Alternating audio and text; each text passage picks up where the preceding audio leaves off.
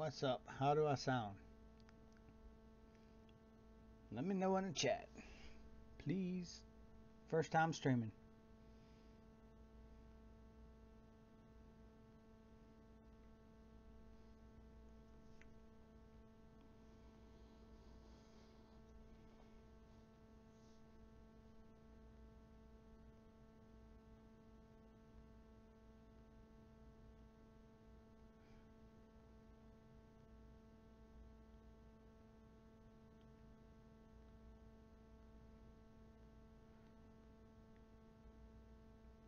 You guys that are in chat, let me know if you can hear me. And do I sound good? Up, down, too loud, blowing out your headphones? What's going on? First live stream, so.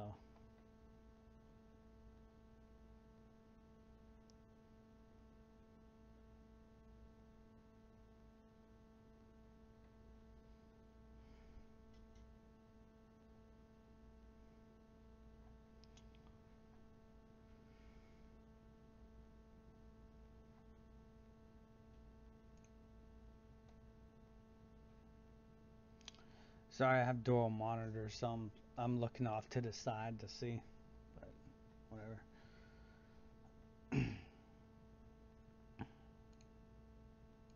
um,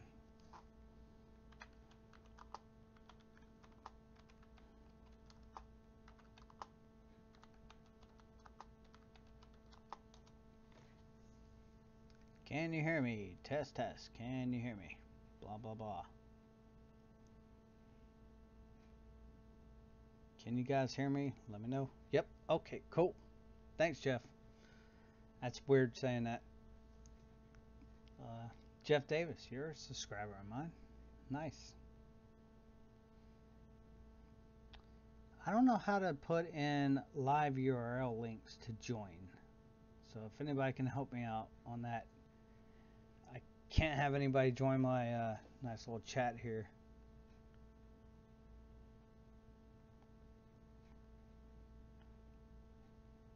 Um,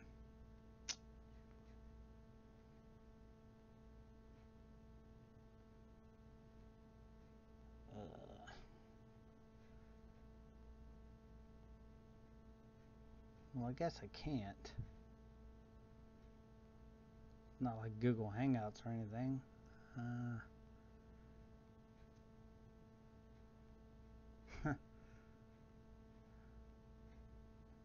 This might not be a very good stream, guys.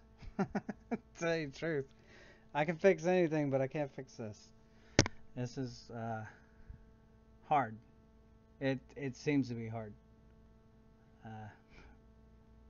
for the moment. So bear with me. I'm just I'm YouTube streaming. I'm not really like in a Google Hangouts or anything where y'all can join. I don't think.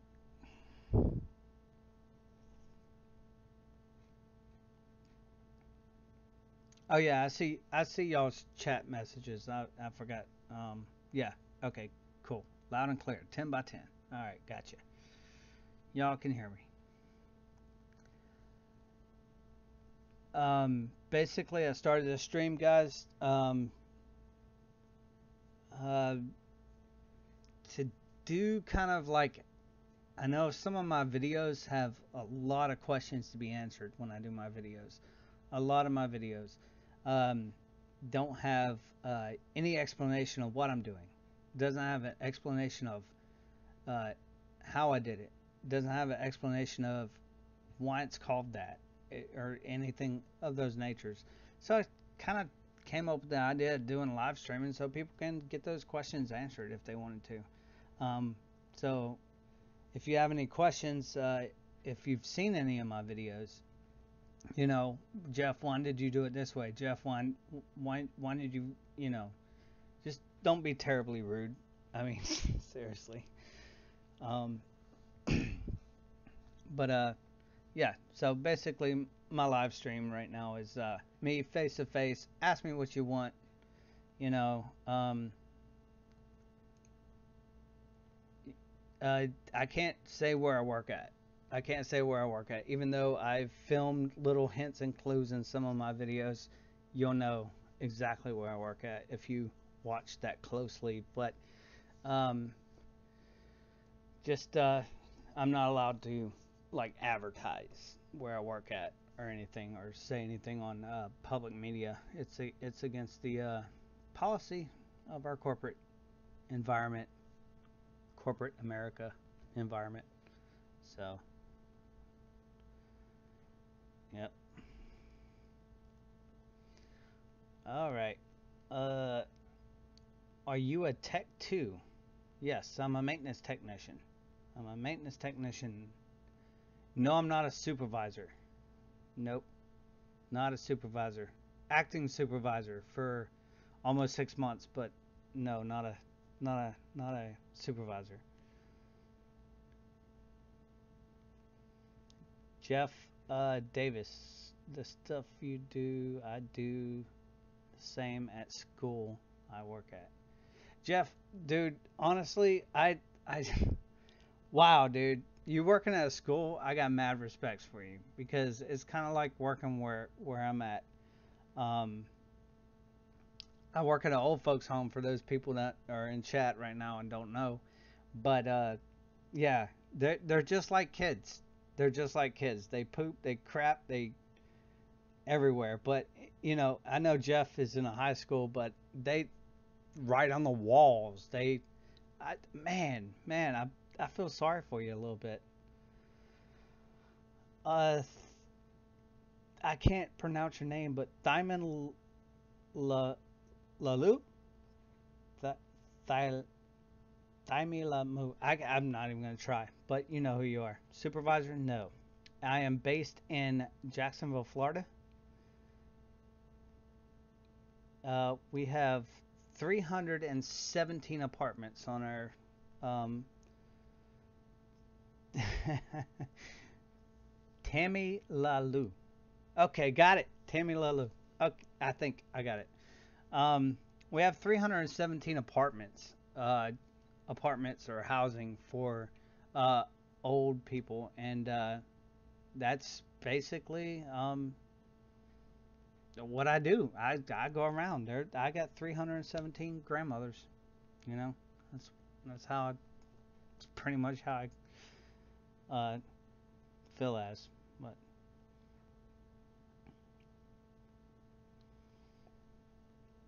yep.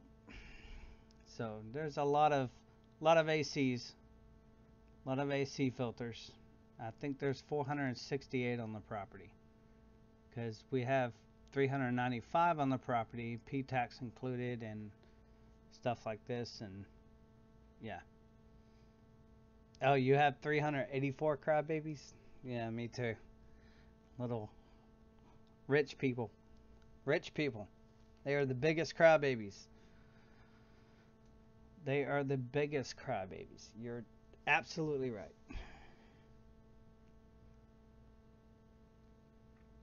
My BMW's tires flat. It's gonna cost me $151 to get it looked at.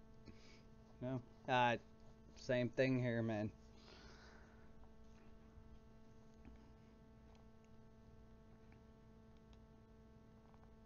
Yep, same thing.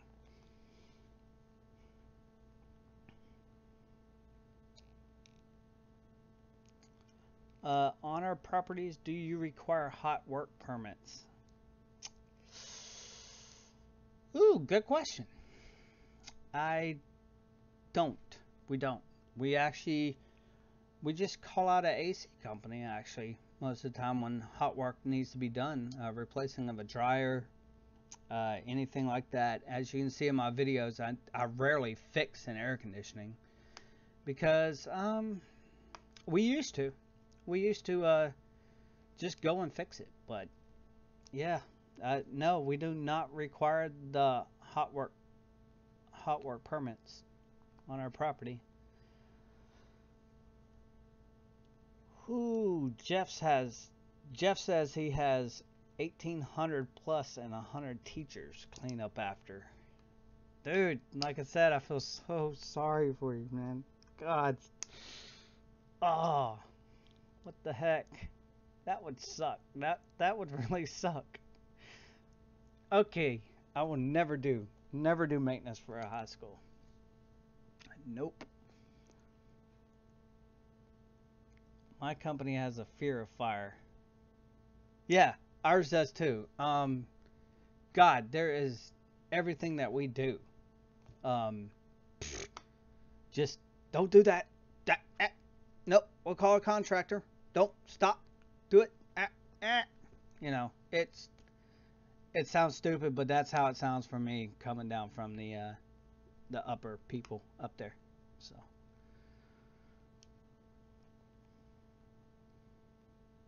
pocket socket.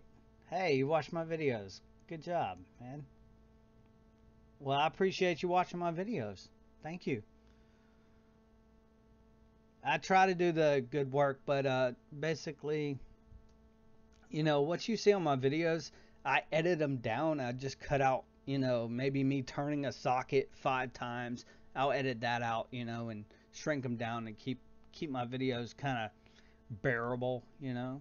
And I'm not gonna insert ads in there or anything. Just in the beginning, there's ads in the beginning. That's it. So, uh, what about the budget? You're talking about our budget?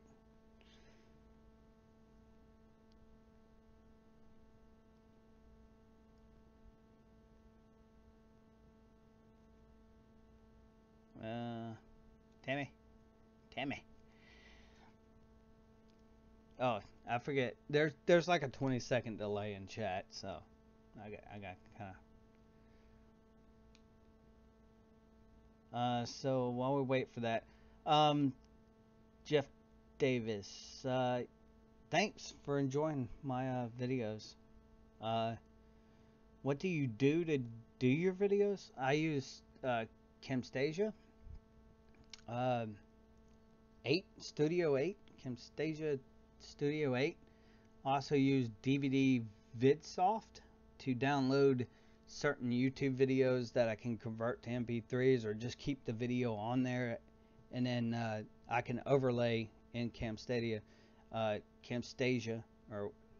I hope I'm saying this right. It's stupid as hell, but um, it's pretty much drag and drop.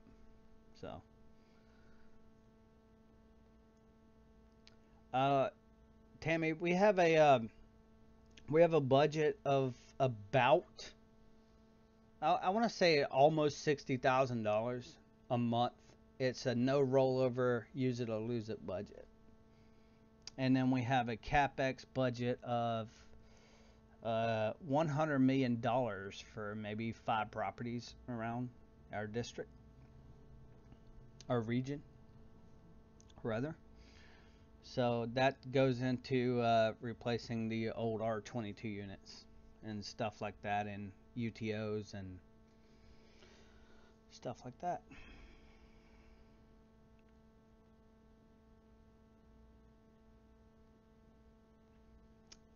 Um, I'm trying to answer everybody's questions here. Hold on. Contractors do cost more. Yes, they do. I can do the same job if they just let me do it. I can replace the filter dryer, no problem. I can purge with nitrogen while I solder, you know, or braze, you know. Yeah. Yeah, our company is probably going to get tired of paying for this crap, but I'm on a leased property, so our landlords are giving us our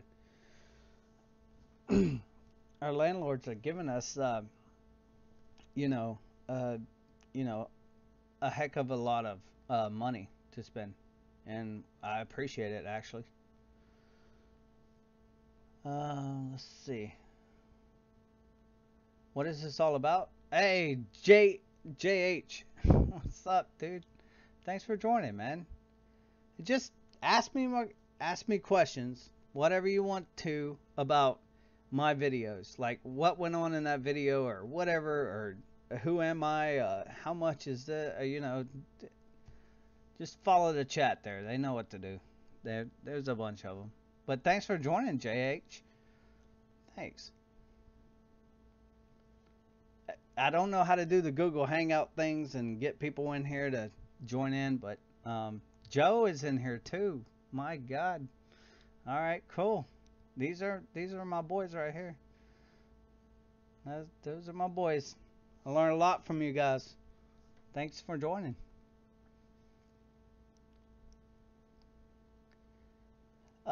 Field, the maintenance field, 4 years. I've been on the property I work at. I've been there 9 years. 5 years as a security officer, believe it or not, and then 4 years as a maintenance technician.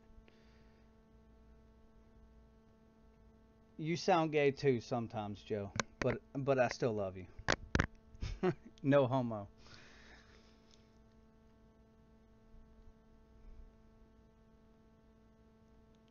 Yes, we we buy our tools. Yeah. Sometimes if we have extra money in the budget, we'll sneak a couple tools in there. You know.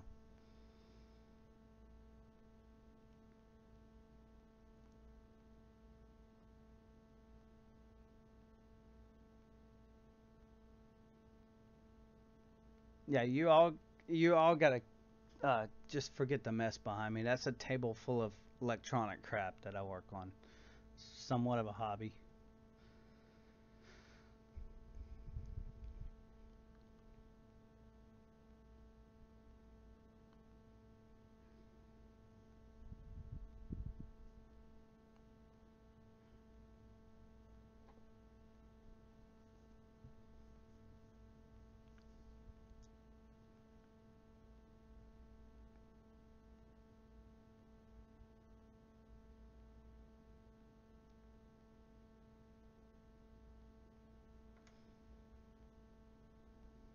Hmm. Oh, buddy.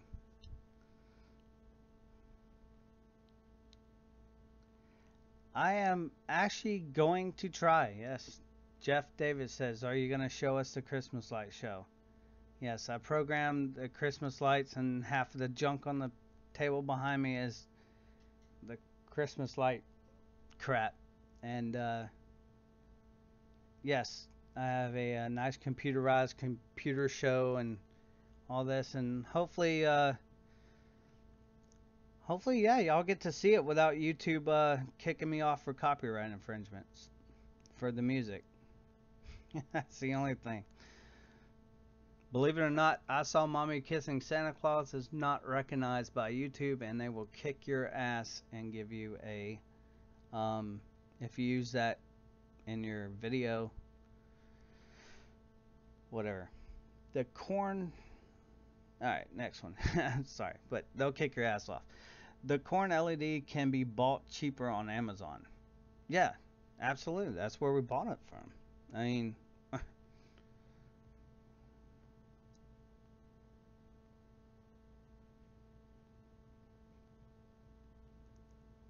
are y'all talking about Zoom lock in the chat? Come on, guys. I almost said it. No.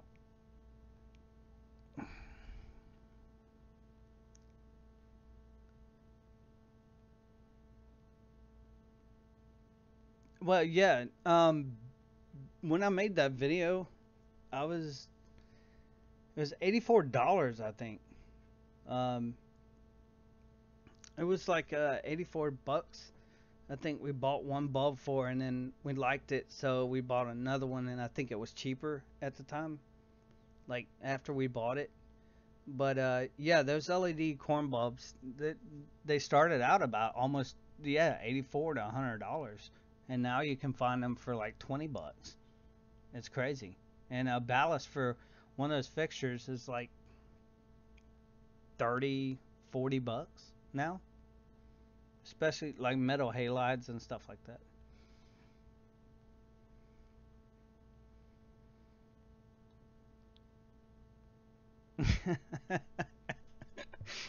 uh, yeah, man, fuck Zoom lock, man. Damn it. I didn't want to say it, but damn it, I said it. I just it would cause so much problems. It would cause so much problems. I mean, you can't use that on a commercial. Let's talk for just a second. Let's just talk about what I think. You can't use Zoom Lock on a commercial application and expect it to hold up. If if it ever was to pop off, have a blowout in any type of, I mean, what about people in Alaska? You know, the cold, the O-ring shrink, and just the corrosion, and I mean, the thing's gonna leak out 30 pounds of refrigerant on a 60-ton unit. It's not gonna, not cool, not cool, not cool. You know,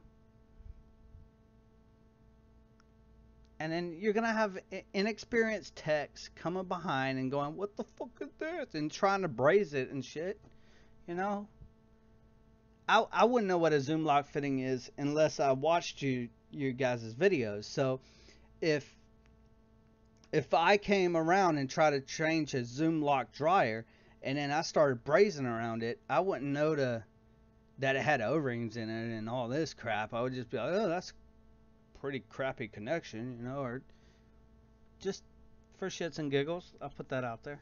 You know, you're gonna have other people that are inexperienced, and like me, I'm not gonna say I'm the best tech or anything, but you know, I'm definitely not the best tech, but or HVAC tech for all your HVAC guys out there. I'm not the sharpest tool in the shed when it comes to HVAC. I'll let you know right now, out in the open. There.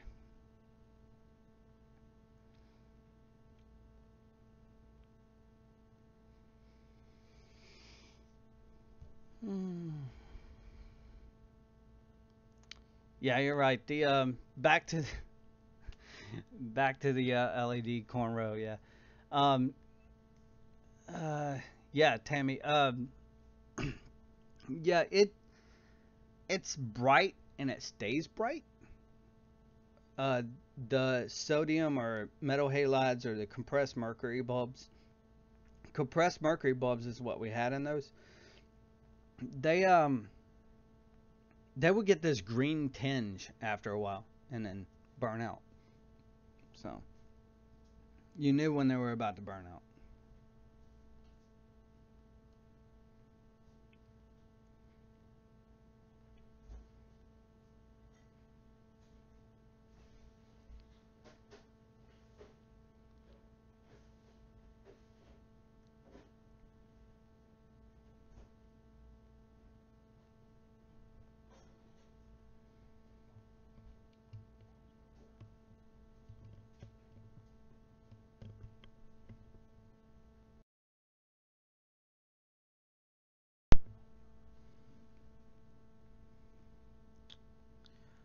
Tammy, the street lights I have to replace are almost 25 feet. I have a 25-foot man lift that you've seen in some of my videos probably, and they they're almost fully extended. Um, in the villas they have curbs, and then the curbs I have to put the front riggers on top of the on top of the curb, and then put and jack up the back riggers to make the platform level, and then I have to fully extend the lift, which is shaky as hell, and then I can change the light bulbs from there. So yeah, it's a job and a half there.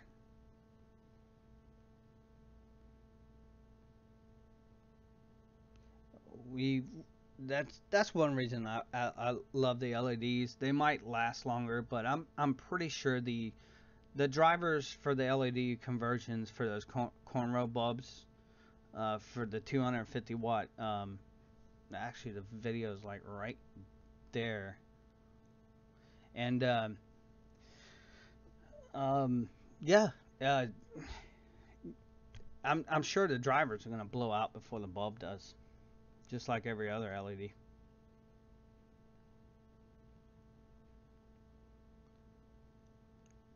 Um, Jeff Davis, honestly, they're gonna last. Some of them will last. It depends on how good they're built. It really does. I don't know what brands are better than others, but at this point in time, you're looking at, you know, $60 to $80 to put in a bulb, which will save you money because it's gonna only have like a watt draw, whatever, and you know, it's gonna be a less watt draw than a 250 watt compressed mercury bulb, obviously, and but people say, do you save with LEDs or do you save with these kinds of um, bulbs? But if the LED bulbs are constantly burning out and you know, the drivers burn out, it's not the LEDs, but you're not going to save much money, you know. It's kind of stupid, in my opinion. But um, still, I think it's a money saver to convert to LED. A tad bit.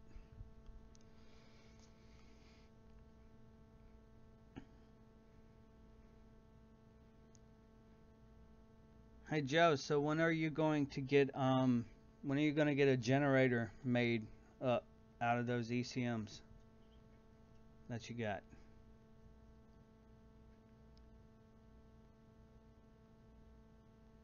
Yeah, the ballast is what costs you. You're right. It's not the bulb. The ballast usually goes out before the bulb does. And in most cases.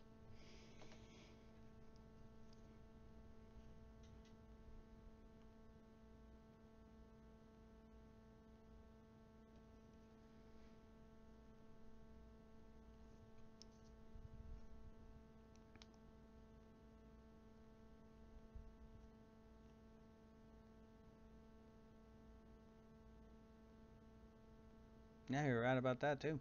The photocell too. Well, that's about a $9-10 part, but yeah, it's cheap. Yeah.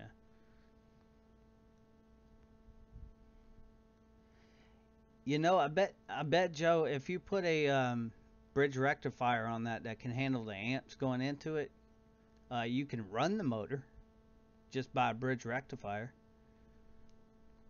Should look like a small square with four prongs. Two says AC and two that say DC. DC should go to the motor, obviously, and then the two that go to the thing. So,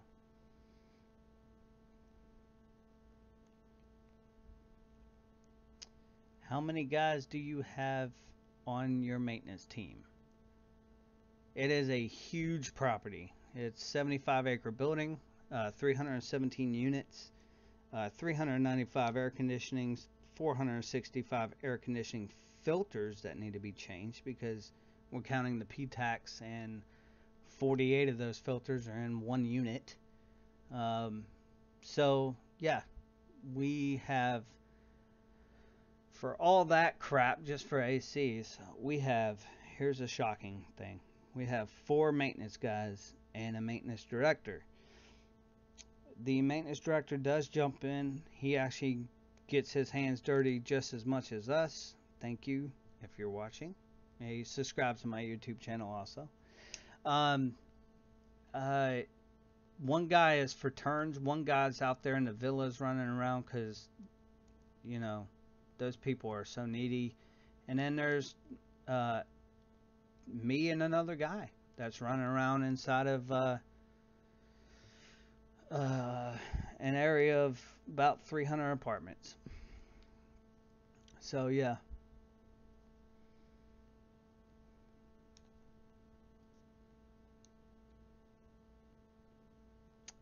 I did the same thing, Joe. I took one. I hooked a light bulb up to it. I spun it with a drill.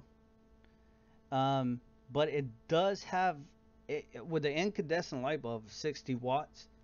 It did drag my drill down. You could turn off the light bulb, nothing happened. It just went, and then when you turn on the bulb, it was like, and it had a drag on one light bulb. So I don't know how much those actual wattage those things can put out, but it doesn't seem like much.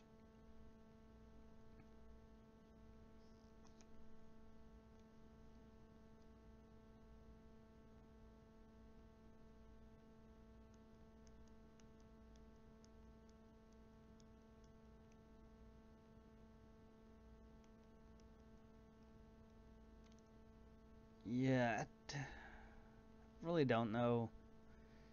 I just did a small experiment. I haven't really dived into it. We have two ECM motors without the bell housings on them in our shop. They're just sitting there rotting. I was thinking about taking one home and experimenting with it, seeing what I could do.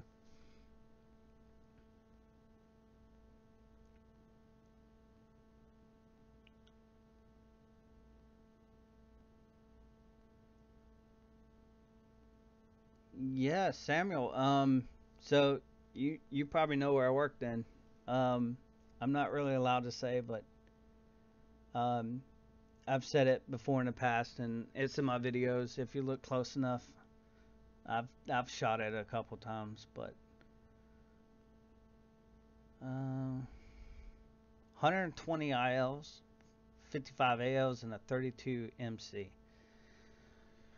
Yeah, um, we're gonna go with 300 IL, 68 AL, and 27 MC for me. That's what we got. And then, of course, we have houses in the back. That's another 30, which are the villas.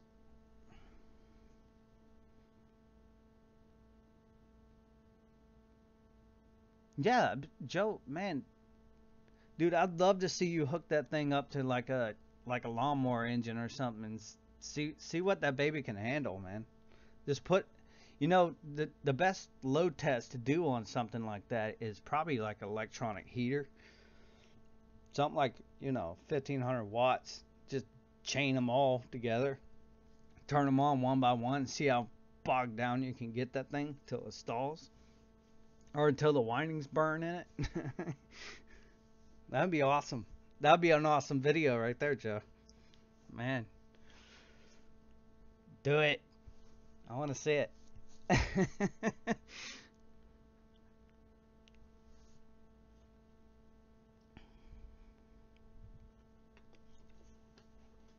Oh, crap.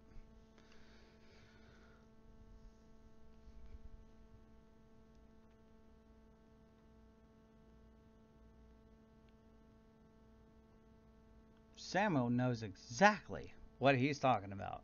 Everybody, look at Samuel. He is a star of the show right here. He said, yeah, I used to be at a property with villas. They do tend to be more picky of the bunch. Dude, they pay the least amount to stay there, and they are the bitchers. They will bitch you into the dirt. Man, if you do not come... Joe, that last video I put up where I'm fixing that guy's AC. If I did not get that up there, man, he would have called corporate. He would have gone up chain of command. He would have, man, dude. Samuel knows what he's talking about. He probably works at the same place. He probably works almost at the same place I do. And we're just not. We're just gonna leave their name out of it. So, just leave the name out of it. Ah, you're a maintenance director. Oh crap, dude. Yes, then you do know the struggle. Yes, I was acting for 6 months, and then I went for the job when they couldn't hire anybody, and they told me, well, we feel like, you just don't have the experience. And thank God they did that. Thank fucking God they did that, because oh, the computer systems, you know what I'm talking about. There's 4 or 5 computer systems that you have to fuck with, and then inside of the internal uh, the the internal computer stuff, it just, wow. Yes, you know what I'm talking about. You know what I'm talking about.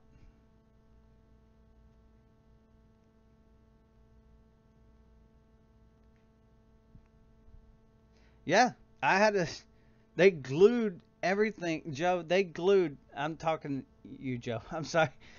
They they glued everything on that unit. They glued uh, from the beginning of the unit, and it went straight out the unit, went to 90, went straight into the safety switch, then off the safety switch back in there. You saw the pipe probably, and then it went straight into the AC drain.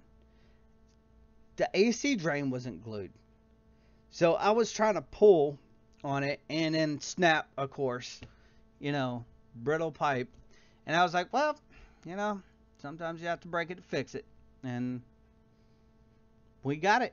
I mean, I had to get to the drain line. I couldn't stick my drain down in the safety switch to get it to blow through. And usually what I'll do is a tech tip for anybody who doesn't know this. If you can't find a drain line, the best thing to do, directly blow out the drain. That means the pipe that's going outside, take your gallow gun, turn it upside down, pull the trigger, and it'll shoot liquid CO2 through there and make smoke. And you'll see the smoke coming out of the mulch, and you'll know where it's at. That's one way to, if it's over mulched.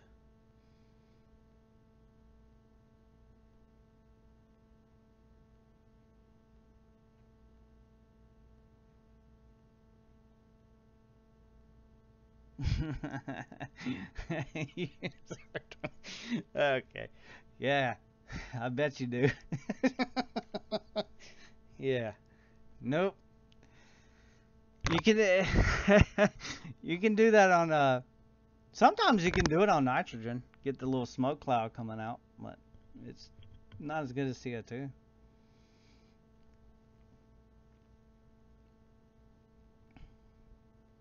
Yeah, send them, man. Just private message me, I guess, or something. I don't know how that works.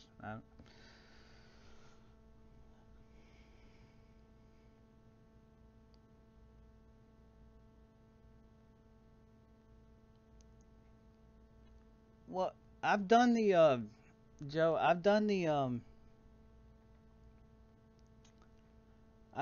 valve thing on a couple units. You put a valve right at the unit, and then from there, hopefully, most of the ones I didn't have safety switches on them, but um, I would put a valve, then right off the valve I put a T with the clean out, and then I'd just go out, and then outside there would be a oh, okay, thanks. There would be a P trap or something I'd blow out. So um, you know, uh-oh, now I've messed up my window calibration here. There we go. Yeah, that's all I got, man. That's all I had. Didn't have any PVC pipe, but conduit is PVC pipe, so it's just treated with shit for the sun. So actually, it might not be a bad idea to use conduit on a ceiling that is on a rooftop, because it'll probably stand up to the sun. That'd be cool.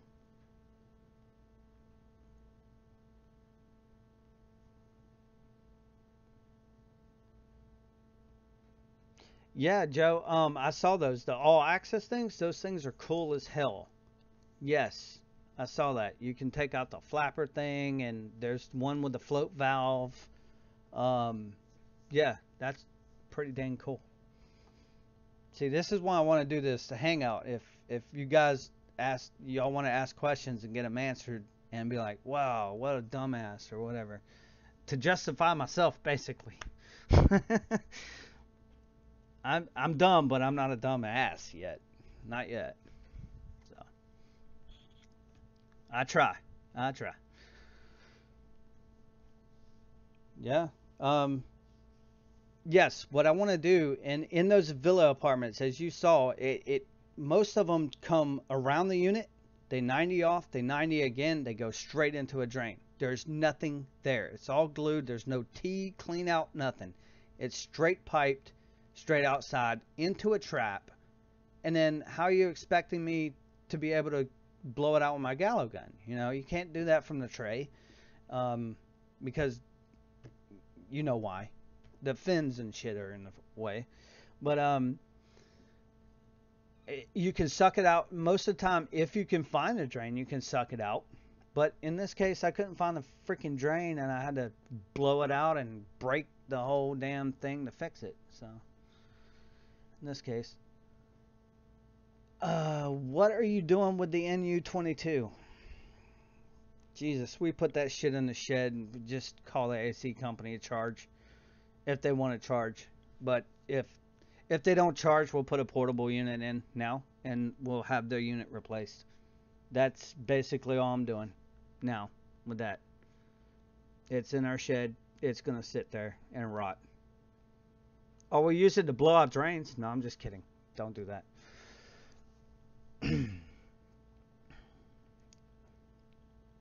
Do we retrofit units? No.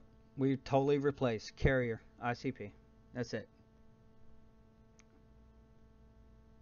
Nope. No retrofits.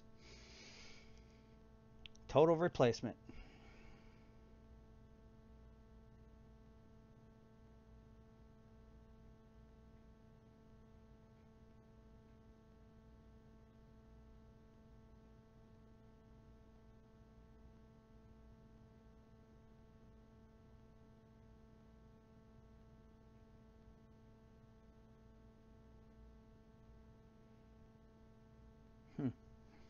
I'm sorry. I'm reading. I'm reading.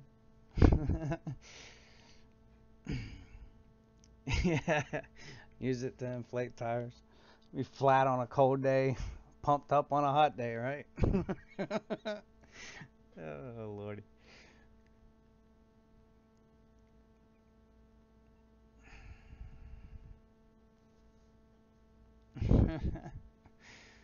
That's funny.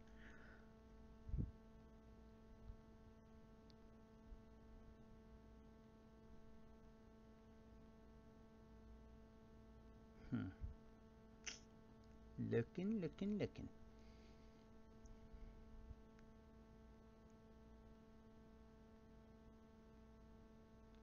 If you, I'm trying to read your comment, Joe. I don't. If you cut the pipe below the unit in return, you can. Yeah, okay. Below the unit in return. Okay, you just popped up. I'm sorry. Lagged for a second there.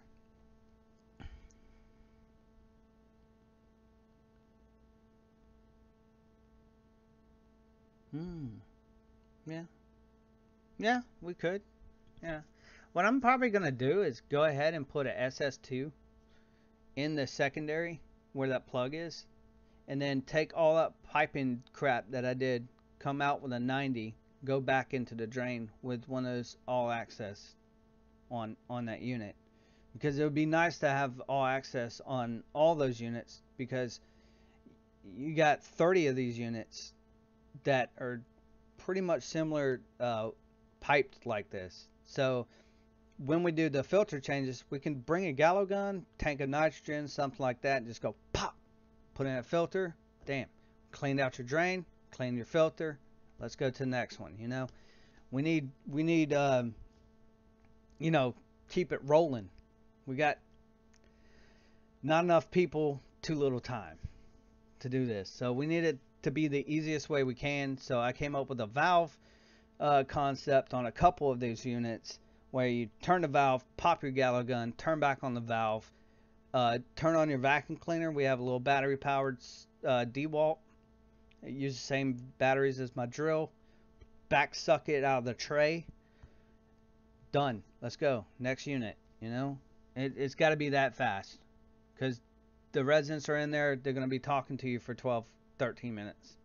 So that's another thing. Well, while you're here, you know, you get this stuff. You're not, you know, HVAC guy, you're there to work on the HVAC. They're not going to bother you saying, well, in most cases, I hope. They're not going to say, well, while you're here, can you fix my stove? My refrigerator lights out, you know. So we need to do this as quickly as possible. So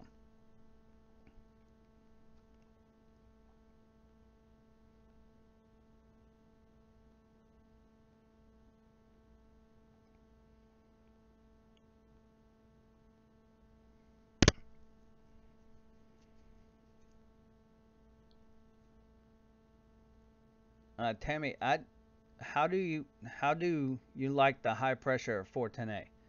I don't mind it, but the shitty gauges that we have on the property. I did one unit, and it had a clock filter dryer. Put my gauges on there, it made that whining noise. Everybody in HVAC knows what I mean. It went that. All of a sudden, the snap rings blew out of my hoses. Felt like a damn gunshot hit my leg because the damn hose came kicking back off. Well, the hose didn't come off of well, it did.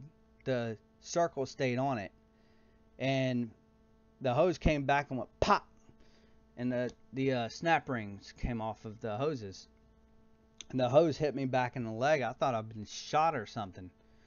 Um, it got up to almost 800 psi on that unit, and it was still running. Um, I don't know why it didn't kick off. I think somebody bypassed the high pressure switch on it, which was stupid because this unit had one of those little ball crimp things. I don't even know what to call them. It had one of these little ball crimp things on it, so I knew it wasn't professionally installed. And it was installed by one of the maintenance techs that we had before, but it looks like a little lead ball with two screws on it. And there was a pane unit that I did that has the same thing. That's not the same. That's not the video. But what was that in the? No. It was one of the videos. Clock TXV or something like that. That wasn't the same unit, but it looked just like that. It was a Goodman unit with one of those little ball things on it, and you know, it just freaking popped on me as soon as I hooked up the hoses and went, wheep, pow! Just the snap rings bent in half and popped right out of there.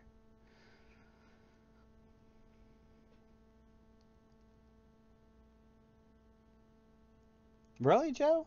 Loss of charge switch. Well, what?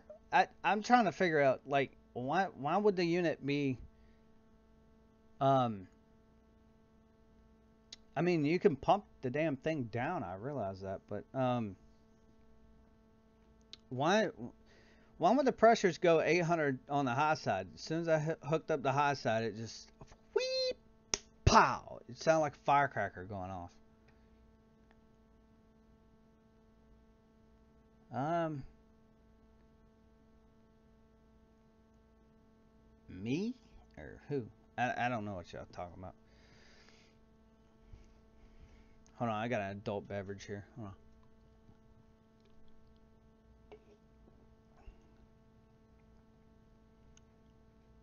Yeah, it was definitely the dryer. I called the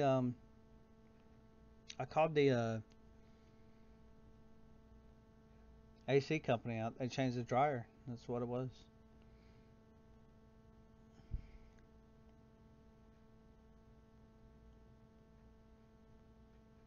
I don't know. It was somewhat of an older unit there, Joe. I don't know if it had that or not. As soon as I hooked my gauges up to it, and it popped off, and I was like, okay, screw this. So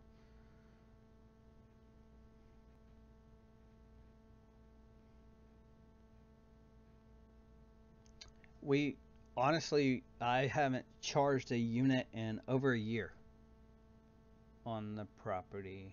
I want to say, I want to say that. No, no, no, no, no, no, nah.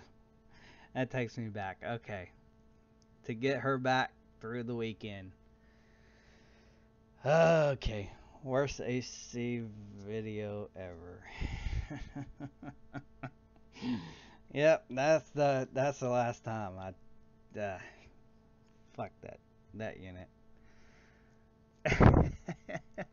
Should we talk about that? No, we shouldn't. We shouldn't. No, let's just leave that alone.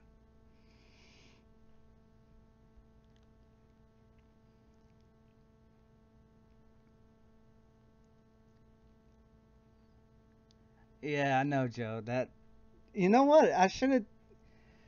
I should have left that as an April Fool's joke, you know. But it was. It honestly. Uh, no, we don't have to. We don't have to talk about it. All right. Okay. Oh shit.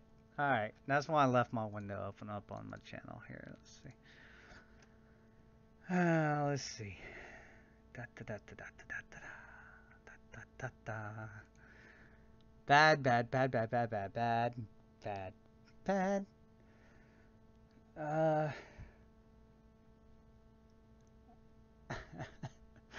Holy crap! It's an old video though. Holy shit. I'll know it when I see it. I know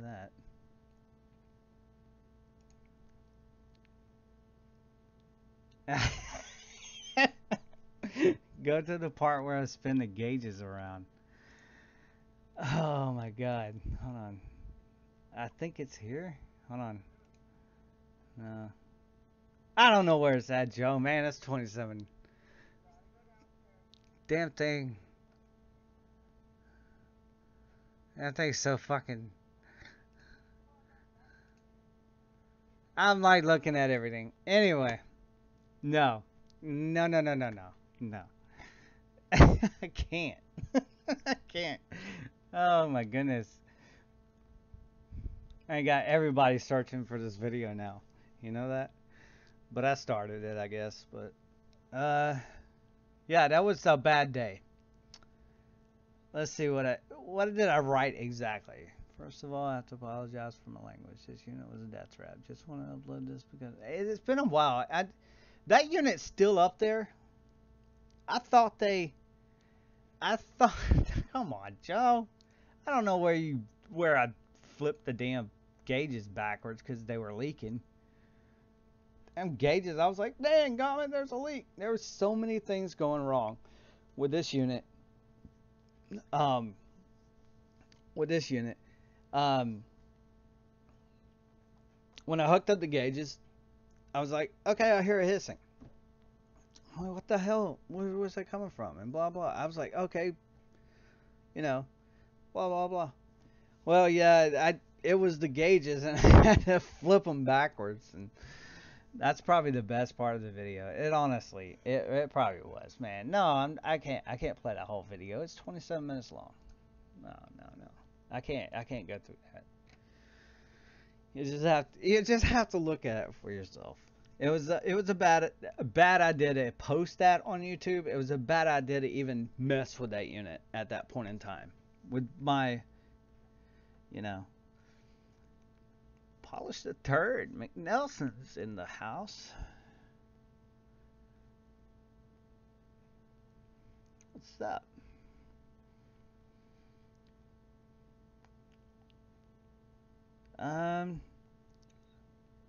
Yeah, I've never seen a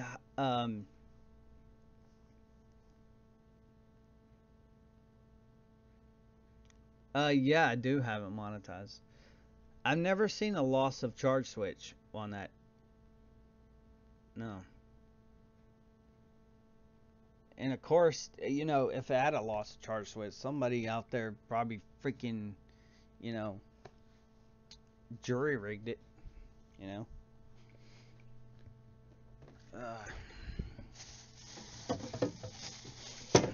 So, I don't know. Yep, beer on tap there, guys. Yep.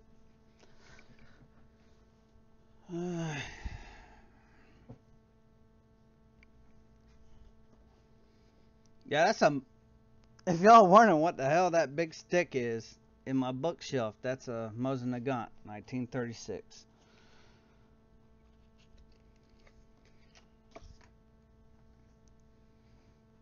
Yeah, Joe, I do have it monetized. I have all my videos monetized. Yeah. I'm gonna be like Ralph for a second. Hold on.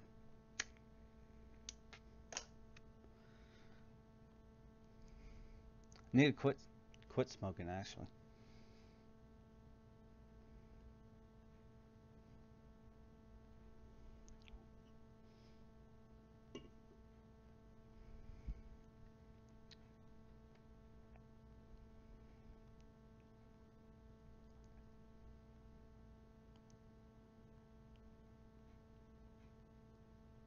Hey, can anybody tell me kind of like, do you have to just go and like, um, uh, you know, how do you do the Google Hangout things? I mean, I've been meaning to Google it, but tonight I just wanted to start a stream. You know, actually, I wanted to do it Saturday. I couldn't get it up, and that's what she said. I know. And but the Google Hangouts, is that you got to pay for that or what? I don't. How do you do that? Because I would like you guys to jump in with me. You know, is your property a non-smoking property? Nope. You're allowed to smoke there in the designated smoking areas. Gun-free zone? Yep. So I can't carry my Mosin to take care of the snakes at the lake that they keep complaining about. That's pitiful, but whatever. I'd love to take that Mosin out there and blast a snake with it. Be like, well, your snake problem's gone, ma'am. Geoff the Maintenance Man, y'all have a great day. Yeah. But they ain't gonna let me do that. So we have a small pellet gun, but to take care of snakes. But yeah, that's not even supposed to be on the property. Anything that shoots a projectile, blah blah blah blah blah blah. They got you all, you know. It's corporate. Oh, okay, I will. Thanks, Joe. Yeah. I mean, I can Google it. You know, I'm just trying to get something live up here and for you guys to meangle with me and uh again, like questions like, you know, we have so much crap on the property. I have so much potential to make videos, um, and realized that a couple years ago. And I started making videos way back, but really started just hammering in my videos and showing you what I do at work and stuff like this. I'm not trying to copy anybody by any means. There's Steve Labs, by the way. He's always going to get a shout out on any Maintenance Man channel, including mine. He is a rolling maintenance man. I'm at one property and within my bubble. So I'm rolling only on a golf cart. He's rolling in real life. So, you know, better camera for my videos. Yeah, I'll show you my camera for my videos right here. That's my camera from my videos. That's the pivot heads. So I love it when people say, you know, you should be wearing safety glasses. I just laugh and smirk and all that, but you can't see it behind the safety glasses, right? But yeah, pivot head Durangos. So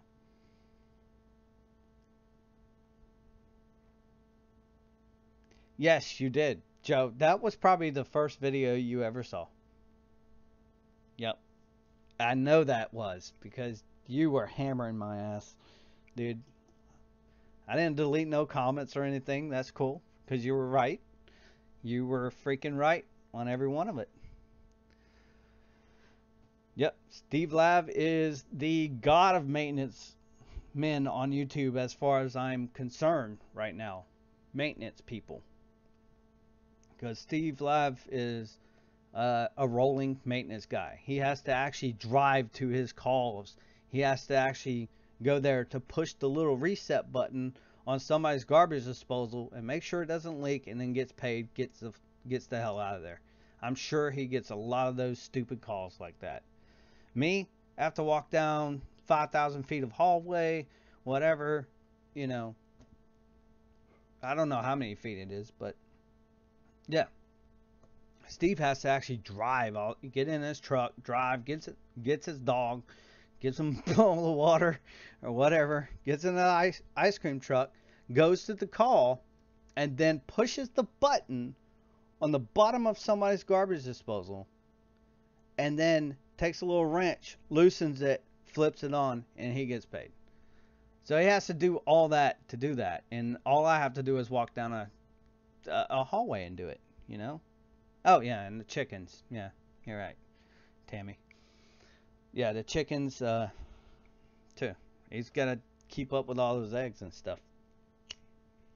Mm-hmm. Dang right. Steve deserves it.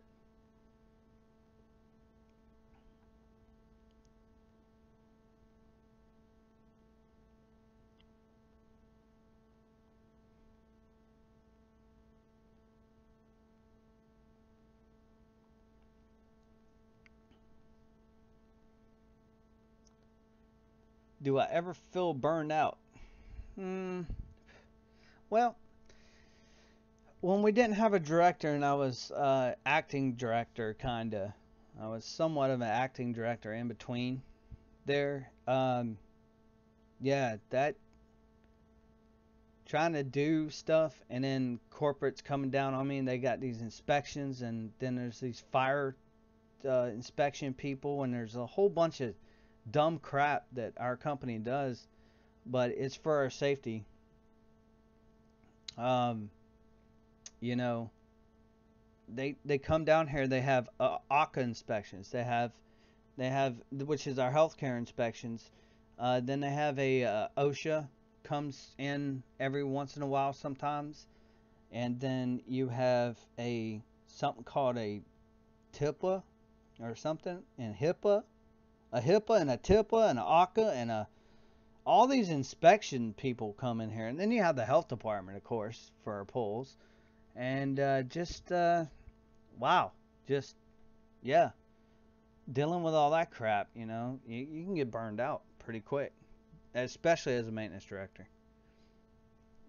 From my company anyway. I don't know about others, but yeah, dang, $100 to push that button. I'm in the wrong business. I'm in the wrong business. So Joe, how much do you uh, charge? Let's say I just called you over just to smile in your face, and my AC's working just fine. How much would it be just to have you come up on my property for a truck roll?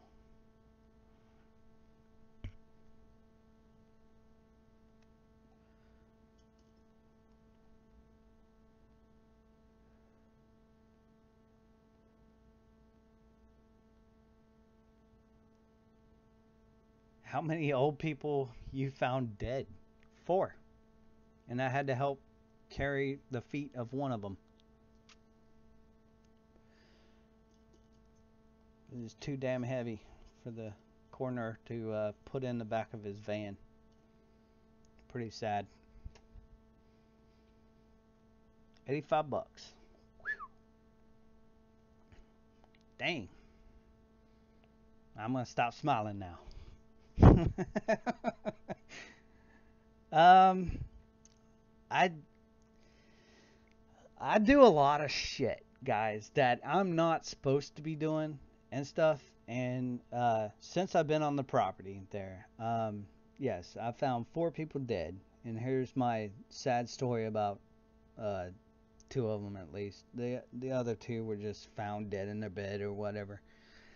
Um, well, the third one was too, but the coroner came and didn't have an extra guy to lift the body onto the gurney.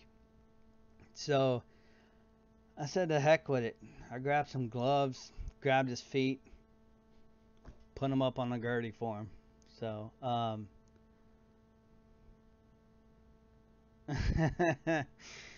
and yeah, that was freakish enough. And then the second one, there was this old woman. She had a book, and she was just holding the book in her chair. She was in her chair, and she was holding the book. Let's see if you guys can see me. I don't know. There's okay. And she was holding the book like this, and her arms were on the armrest, and she was just looking at the book. She was dead as doornail, and it looked like she was reading a book. It was freaky. But that's two of them. The other two were just found dead in the bedroom, and put my fingers on there. I was like, okay, I don't think she has a pulse. Called a nurse. they said, okay, call 911. They pronounced him dead. So um, it's not a real big deal for me to find people dead. You know, it, um, done it before.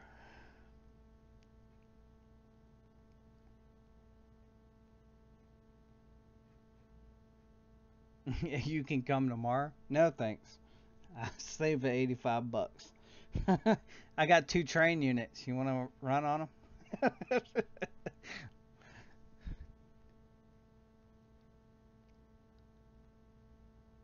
Yes. Polish the turd McNelson. Yes.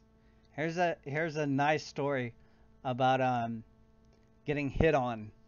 I was caulking a I was caulking a and the word caulking shouldn't even be in this sentence that while I'm telling you this in the first place, but I was caulking a granite countertop, and the resident was behind me, and she's holding this baby doll. It was freaky as hell that she's holding this baby doll. She's in our memory care facility, and I was like, "Hey, how you doing?" Uh, yeah, and she's like, "I'm doing great. How are you?"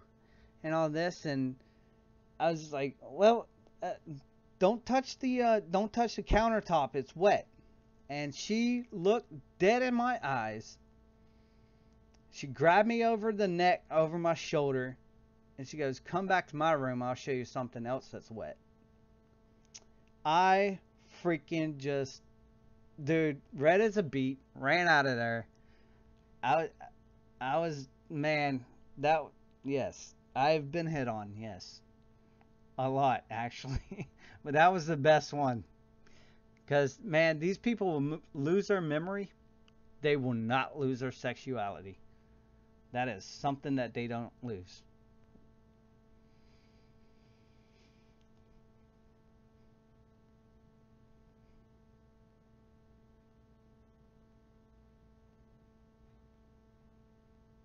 Ness, no, what's going on?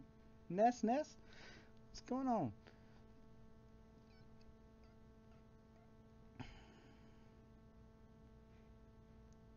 What? I like you, Ness. Hey, you're cool.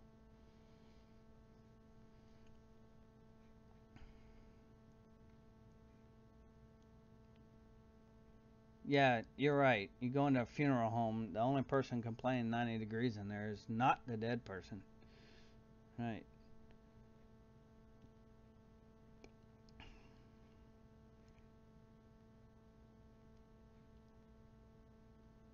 Oh, okay. Glad we cleared that up. Our relationship still stands, I guess, right? uh,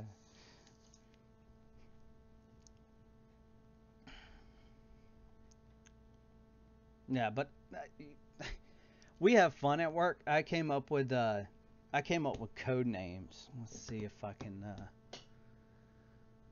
uh-oh. Where's my damn phone at? Uh-oh. Yeah, I'll call tomorrow.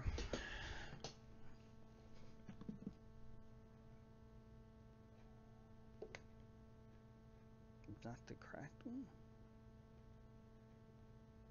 Nope. Nope. Shut up. Oh, hush. Well, I didn't find my phone, but I found some pussy. I guess that's the next best thing. What?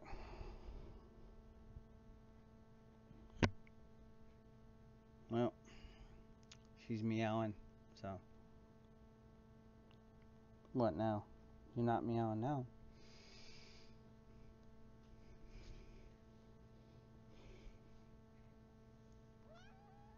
What? Alright, here, I'll throw you back over there. There you go.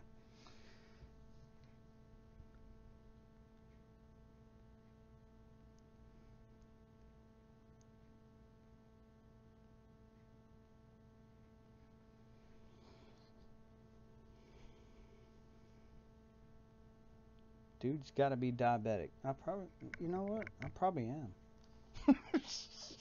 I know you're not. Uh,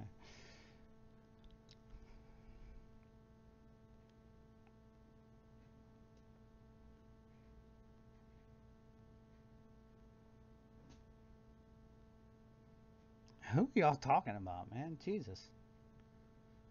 Don't tell me Eric Miller or whatever his name's in my channel. Not Eric M, but Eric, like, whatever his fuckface name was. What's the average temp of the air leaving the dryer? 123.8 degrees. Shit. Oh,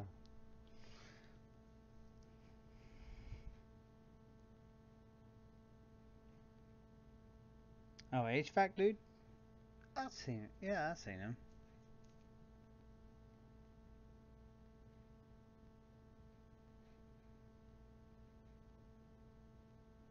High or medium?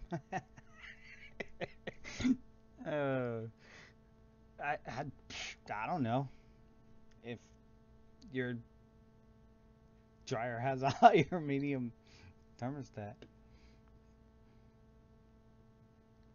At,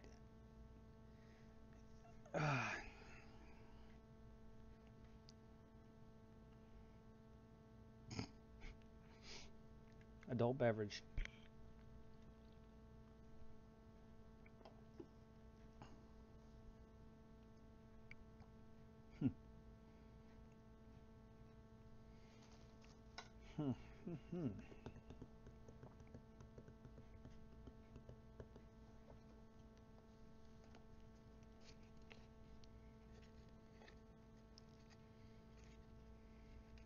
But that depends. Some dryers have a light bulb in them. You know, that's it. That's all that heats your clothes is a light bulb.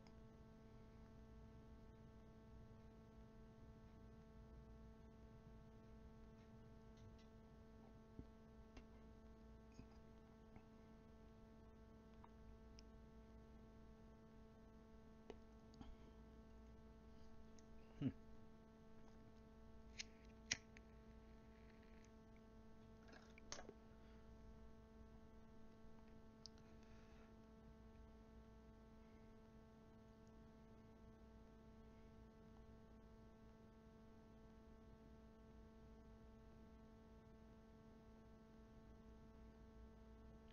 You know, out of the out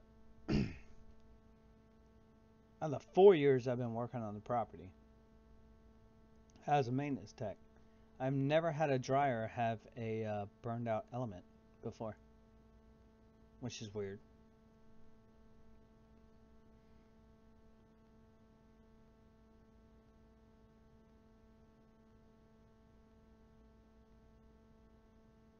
But if y'all talking about HVAC dryers, yeah, obviously I had two get clogged while I've been on the property.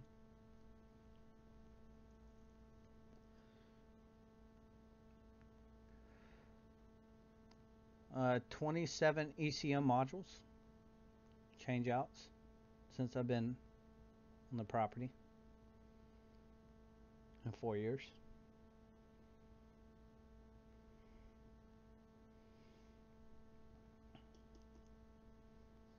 I have I have two ECM motors I make generators out of, sitting in our shop rotting. You know, we call the AC company if anything goes wrong with them because most of them are in a warranty. So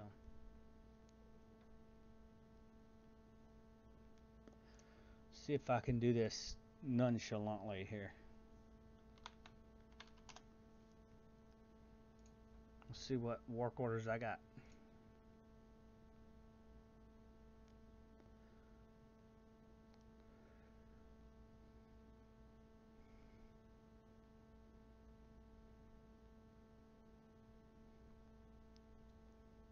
Mm-hmm. Encapsulation. Check the operation of door monitors and patient monitoring systems daily. We'll be right on that. We'll be right on that. Fire sprinkler. Obstruction test. Yep, I'm tell you something about that test. Guy came Friday, I believe, and did the obstruction test. It cost $700 per fire riser room. We have 13 on the property. Yep. Work orders.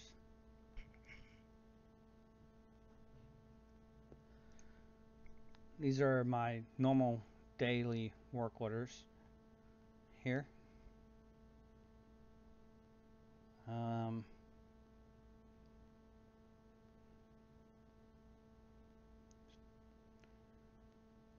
Not sure, but okay, light out, hang a mirror. You're not going to see that in, you know, apartment maintenance or anything. Toilet overflow and the TV's not hooked up yet. All in one work order. Good job. Didn't go to work today. I was off today. So nothing really gets done. Well, our other guy that runs around does work order. He keeps them knocked down a little bit, but right here where it starts with the Z, that's for housekeeping. So we have, you know, that. Baseboards around the kitchen are falling off. Bathroom stopper's not working. Key to apartment's not locking. Front door won't lock. Because you put it on lockout, dummy.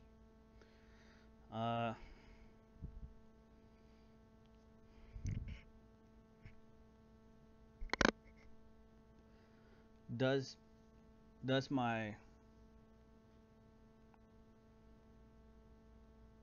does your workplace pay more for knowing HVAC?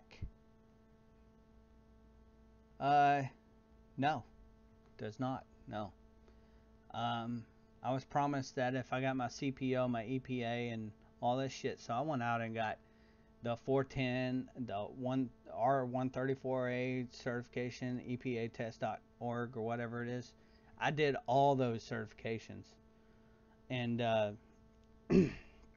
actually I got them like right here. Let's see. I know this is unnecessary, but where is it? But no, I didn't get a pay raise or anything. I went out and I got, oh shit, got some, okay, there they are. So I got 609 certification, universal, or the preventive maintenance technician certification, 410A certification, which now they're requiring our techs to have. What for? I don't know. Universal should cover that. And oh, okay, the 608 certification, universal. And then my CPO for the swimming pool, certified pool operator. Yeah, I went out and got as many certifications as I could, and no, I never received a pay raise for it. And I'm probably in the wrong business. Everybody keeps telling me that, and I just don't listen. Do we evict old people? Yes, we do. Not as harsh as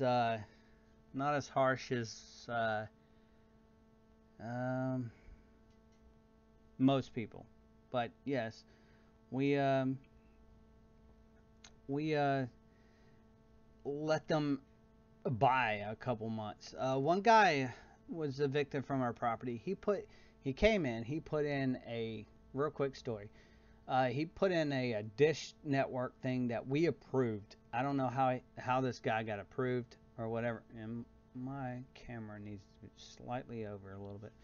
Um, I don't know how this guy got approved or got even approved to move in here because he um, owed us $19,000 in rent, and then he kept parking and parking and parking and parking uh, in the no parking zone, blocking the sidewalk, just being rude. Yeah, people can't come out with their walkers or scooters or anything. They have to go off into the grass, which is dangerous for older people. And this guy used the parking thing as an excuse that he doesn't like it here. He's going to move out. Blah blah blah. Come to find out, he owes us $19,000. This guy's putting in pavers in his backyard, putting like this little garden and stuff, and he's not even paying rent. And he complained about everything, everything. I'm talking. We had 4, 5, 6 work orders a day from this guy. This is not working. Blah, blah, blah, blah, blah. I want a new dishwasher. It is a new dishwasher because when people move in there, we do what's called a full UTO, a full unit turnover. Everything is replaced. The floor, the baseboards, the carpet, the ceiling scraped and put down with knockdown texturing and or popcorn uh, and paint and everything. This guy just kept knocking it, knocking it, knocking it, and then yeah, he was evicted off the property. He did give us our money, and then he moved out. So he wrote a check for $19,000, and um, he drove.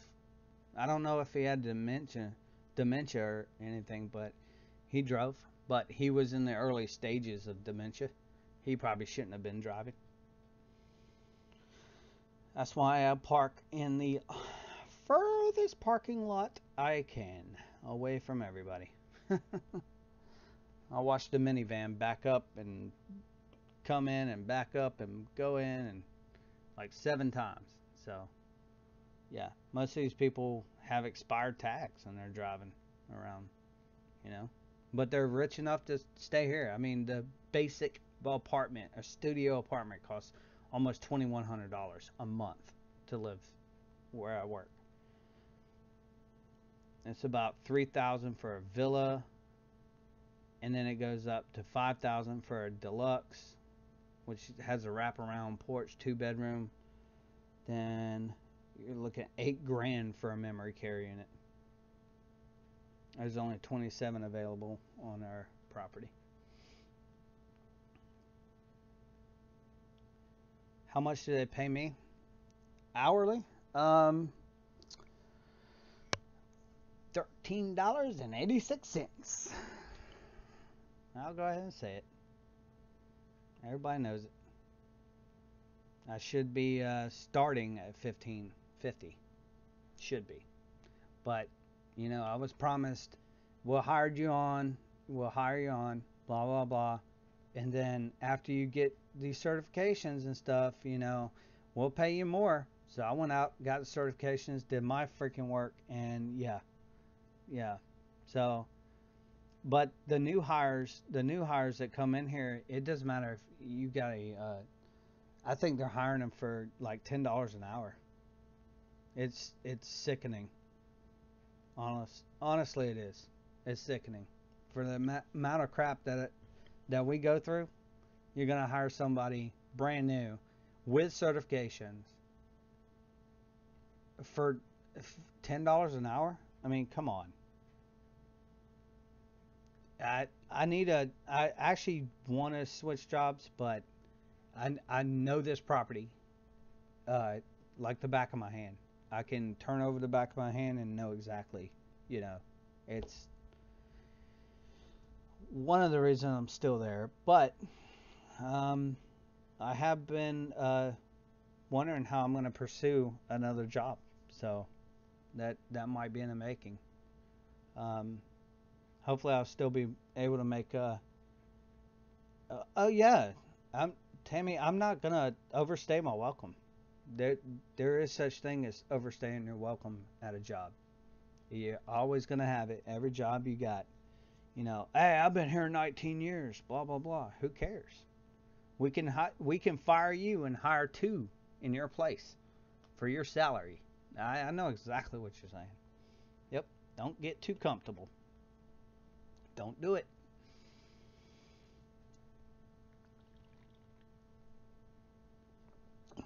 Living on the edge. Don't do it. Shit tastes like crap. It's like the second time I've had it, and this stuff tastes like shit. I don't know why I got it. Ugh. Yeah. Who's Avalon? Avalon Bay? Hmm. Check that out.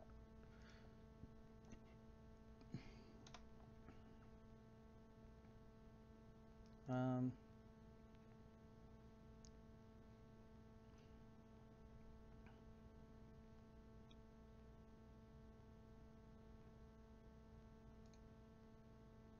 we got a Avalon Hills. It's a looks to be an apartment complex on the Arlington Expressway in Jacksonville, Florida. But I'm not ready to get shot at, so I don't know, or have to return fire at somebody else shooting at me.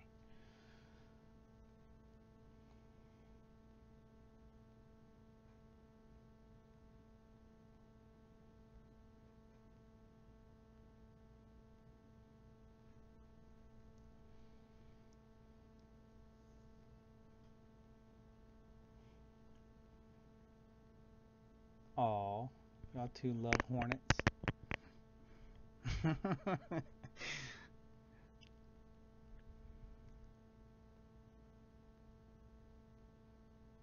Yeah, see, Avalon Bay's in like Virginia, right?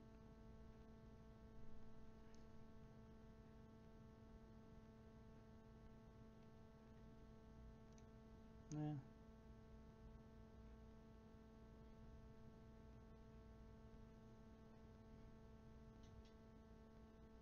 Oh yeah, I know I'm underpaid. I've known that since I got hired. Hiring, I was coming in at 12.50. It's sad, but yeah. Um, I don't I don't know what's going on, but we have more security than we do maintenance guys on the property, which is stupid. We have more security personnel than maintenance, which is stupid because I don't see cars getting robbed or anything. You know.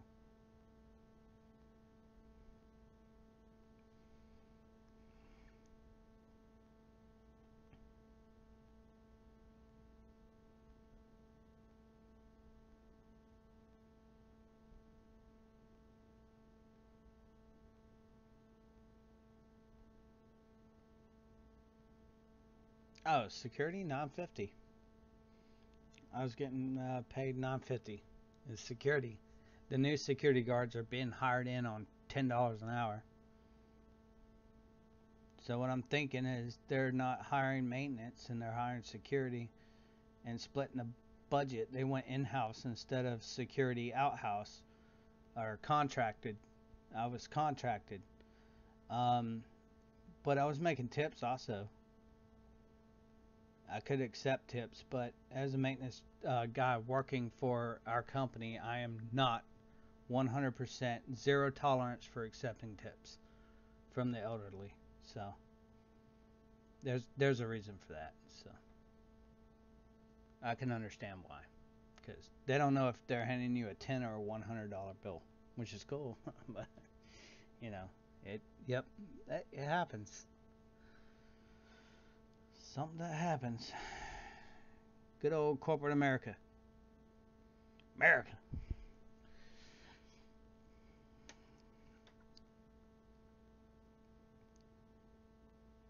No, no.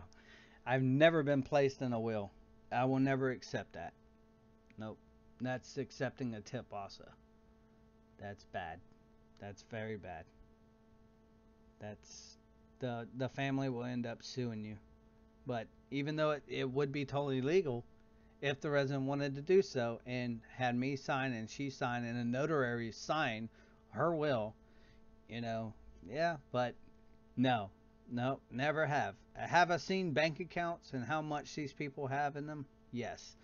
Uh, Everybody's like, Jeff's a computer guy. He can do this. He can do that. Blah, blah, blah, blah, blah. Well, I had to put a stop to that because it got carried away. So basically, what I said was, guys, you have to stop recommending me as a computer technician. Well, why's that? And this, that, and another. Because uh, the woman up in East 317, she makes $17.7 million a year or something like that. It was crazy. And I just saw her bank account, and I went up there to show her how to take the pop up. There was a pop up that came on her Bank of America statement. She didn't know how to close it. When I closed it, I saw $17 million in her bank account. So, no, no wills. No wills. No way. No way, no will. No, no wills, no way. Yep.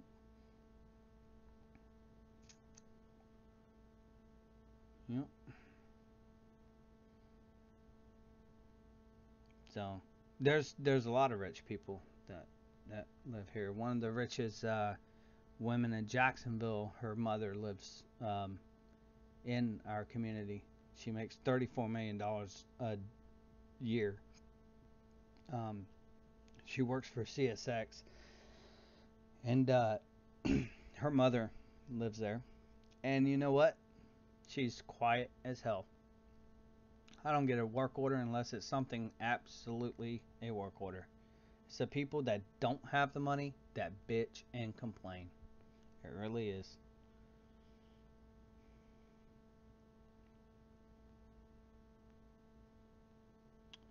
The community manager or the executive director ever gets on my back? Um, no, no, actually, no. Um, we have a pretty understanding relationship in the maintenance department.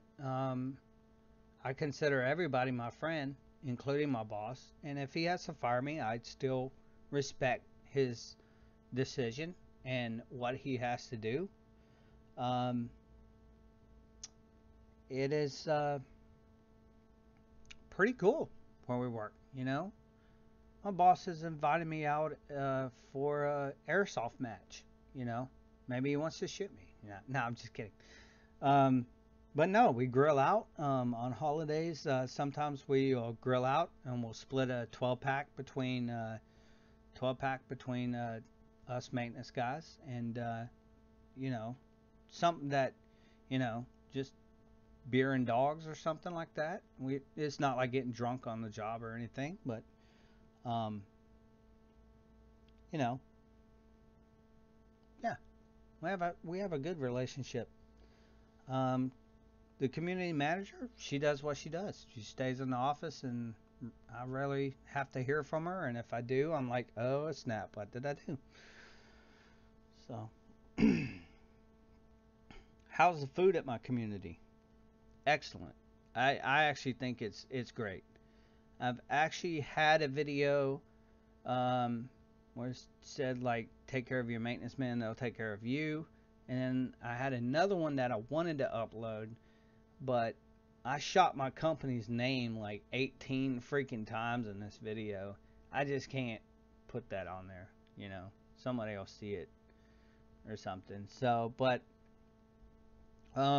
yes, the chefs know what they're doing. Some of the residents are like, "Oh, the food's horrible," blah blah blah blah blah. They don't have anything else better to do. They don't have any complaints, you know. If they're not complaining about the food, they're going to be complaining about their maintenance problems. So, and if we take care of the maintenance problems, then they complain about the food. So, it's a battle between me and us in the dining room there. So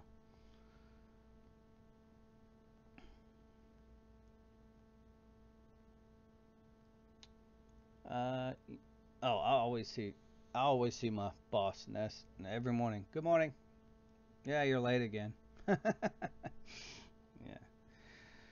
Yeah. Well,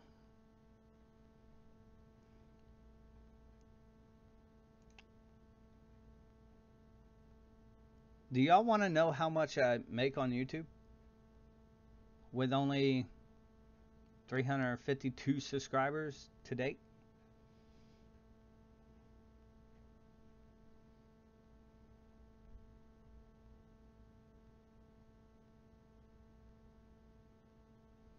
All right. This will show you. Just put up videos of what you do at work, you know, and see what is going on here. So, see if I can bring this in. Huh?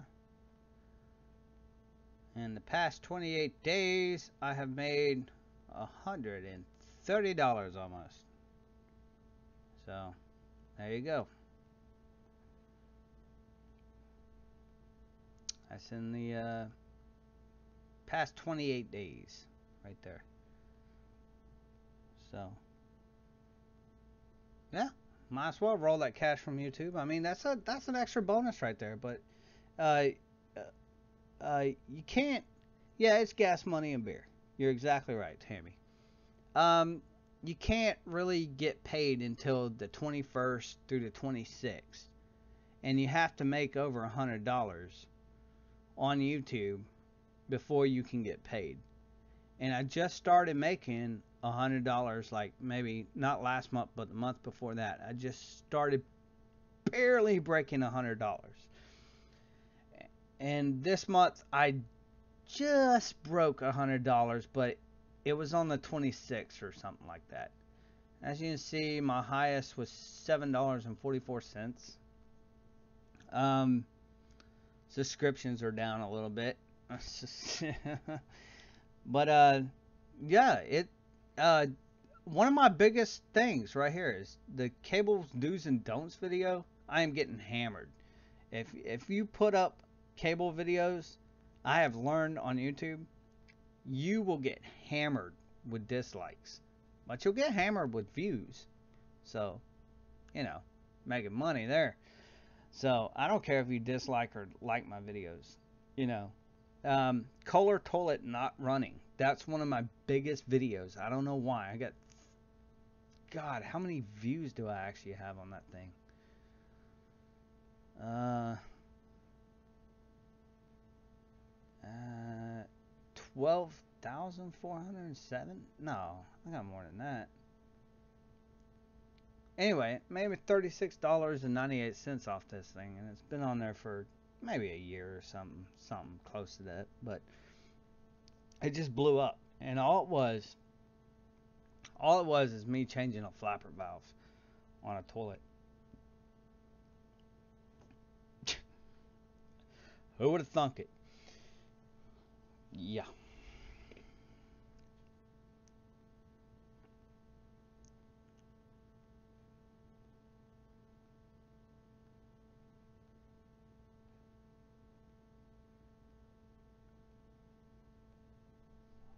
love the.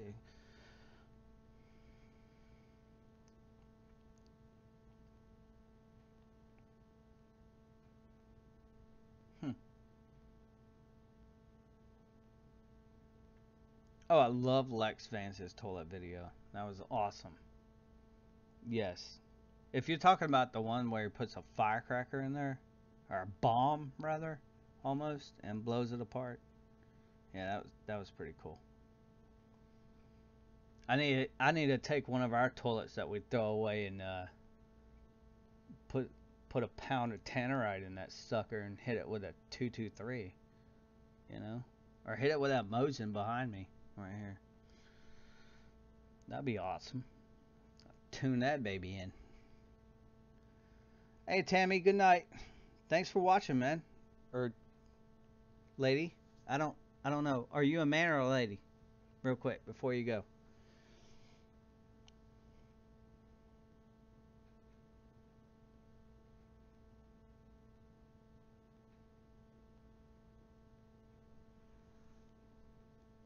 Yeah.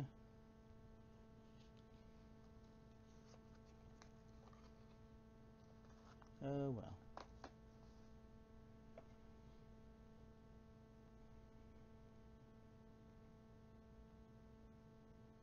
Ball swinging like a pendulum. Yeah, that's pretty freaking awesome. Oh.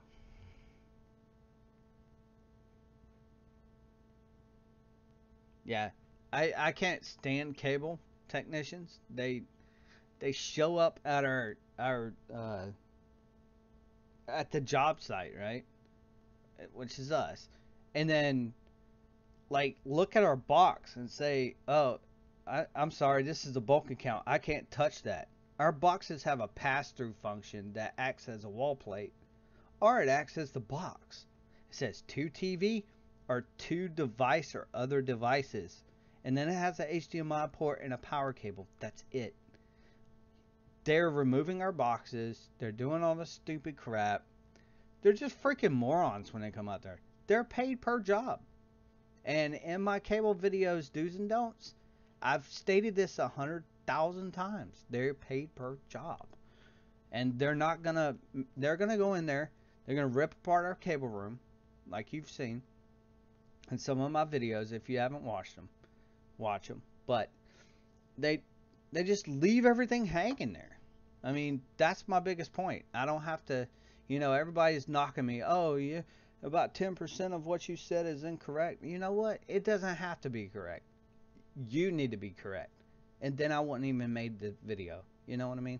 So, enough of that. But I hate oh, okay. All right. I'm sorry. I'm sorry. I'm sorry, man. Well, thanks for watching and have a good night.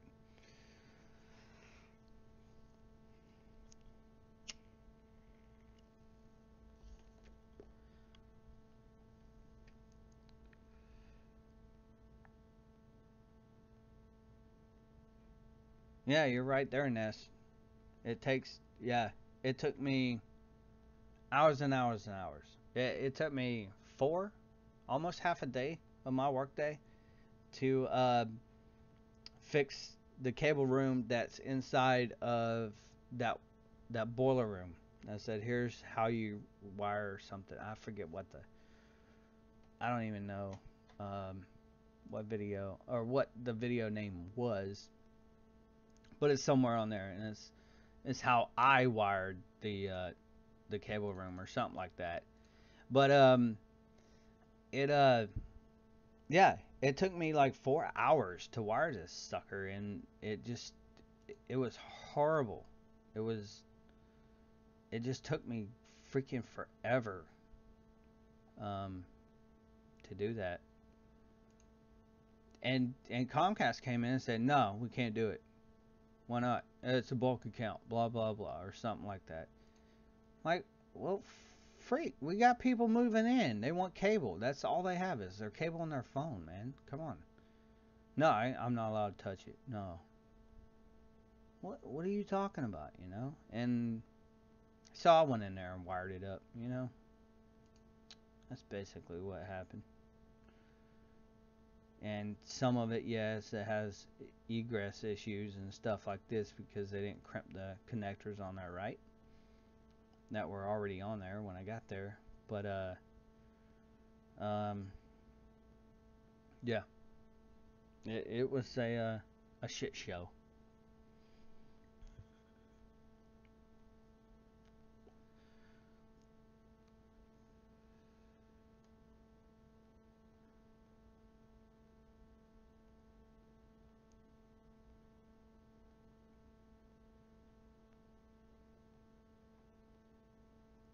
Hey, HP Maintenance, what's going on? Doing a little live stream. Just ask Geoff the Maintenance Man. No? Any questions you got for me, and I'll try to answer.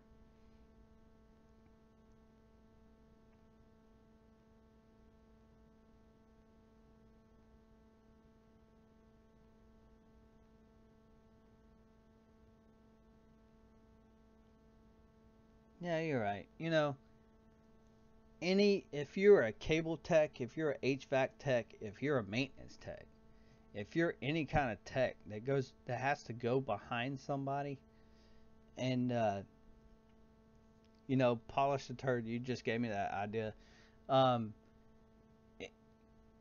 you you're gonna have to go back and fix other people's mistakes. You know what I mean? Including your own, including your own, and then you learn from those mistakes. You know. So yeah, don't staple through the vent.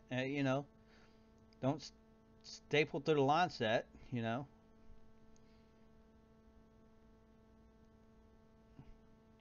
I actually the dumbest fucking thing I've ever done on my job, and I had to own up to it and admit it and just go to my boss and say, hey, I fucked it up. We just got a 2-week-year-old unit, and I was going through doing all these filter inspections and stuff, and we have this window unit, a $700 window unit. It costs as much as almost a PTAC unit. So I noticed that the fan was spitting water out of it. It wasn't tilted back far enough, and I tried to tilt it back, but it wouldn't go, and all this, and just it wasn't draining. So I decided to, drill a hole through the bottom of it. Well, when my drill bit went through the metal, it grabbed, and obviously I went up into the coil, spraying 410A all over my face, and uh, I was on like a 6-foot ladder, jumped back, going, God dang it, just cussing and screaming. That's probably the dumbest shit I've ever done on my job. Yeah, well, yeah, that's the dumbest. Still to this day, I get wrecked on that. I seriously do.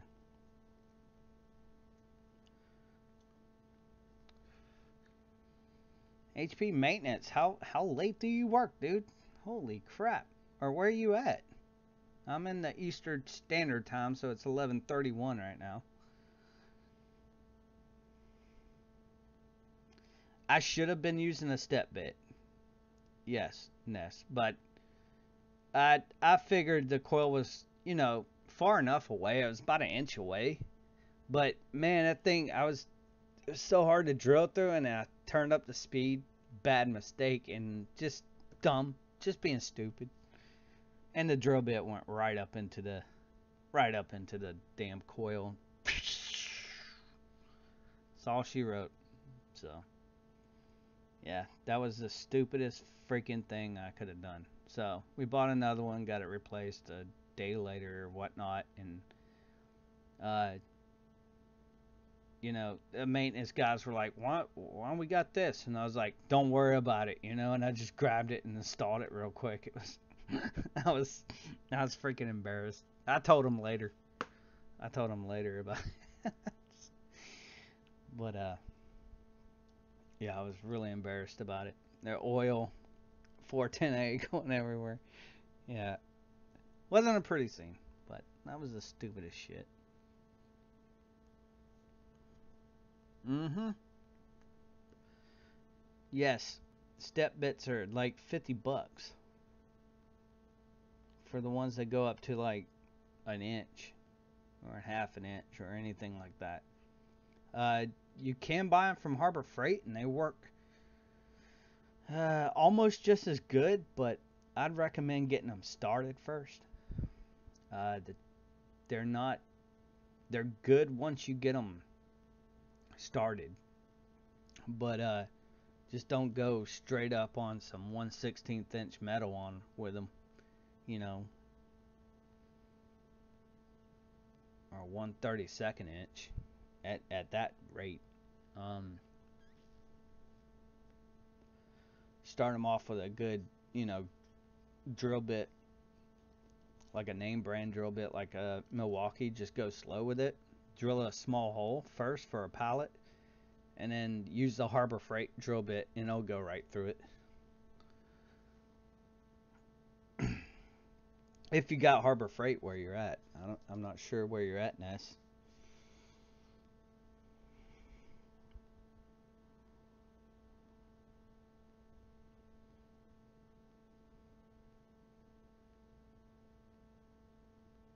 Yeah, oil or water will work. Yeah,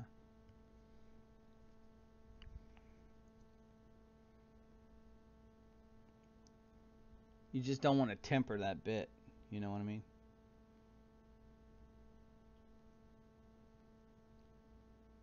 I see techs all the time. They'll take their drill bits and just whack, go straight into metal just fast as they can. I'm like, yo, yo, yo, yo, yo, yo, dude, just tempered your shit, you know. And that drill bit's fried, you know. Had a couple techs do that with masonry bits. I'm like, put some water on it, man. Come on. If if you don't have a hammer drill, uh, put some water on it. Even if you have a hammer drill, it's probably a good idea to spritz some water on it with a spray bottle or something. It helps it along. Mm.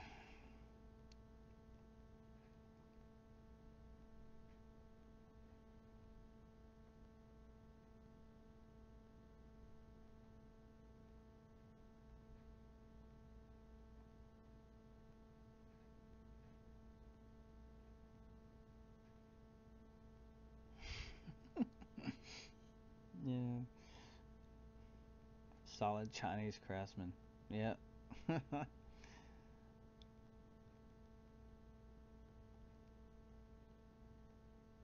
Milwaukee does make a badass hammer drill. Dang right.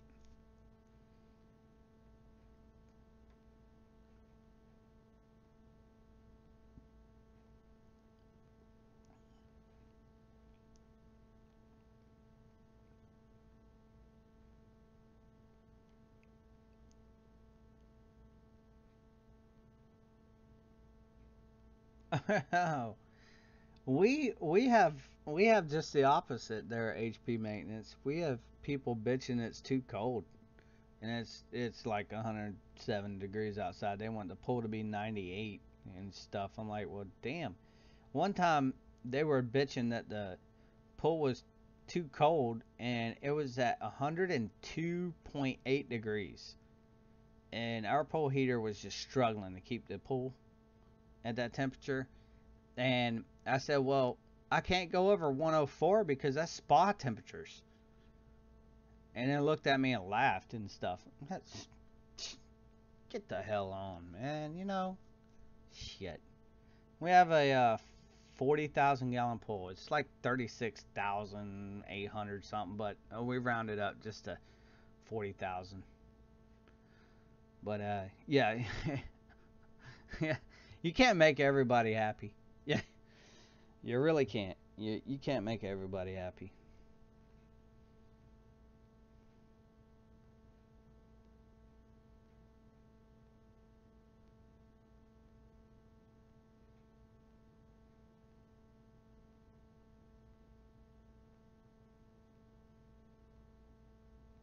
Dang, you dropped it 30 feet into a cooling tower?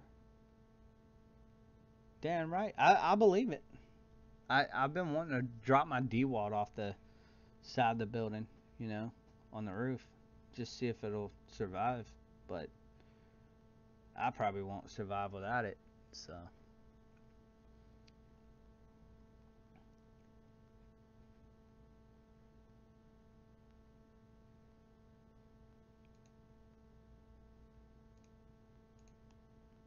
I would rather go with Milwaukee because, well, to be honest with you, I think they're better quality than DWAT. DeWalt, I think, has shipped their crap over to China, and now it's made in China. Like it probably always has been, but um, it's just uh, my DeWalt. The way to test the impact hammer if it's good or not is to take a drywall screw, stick it in a 4x4, drill it until the impact starts going like that. See how fast it takes to snap the head off the screw, and that'll let you know if it's good.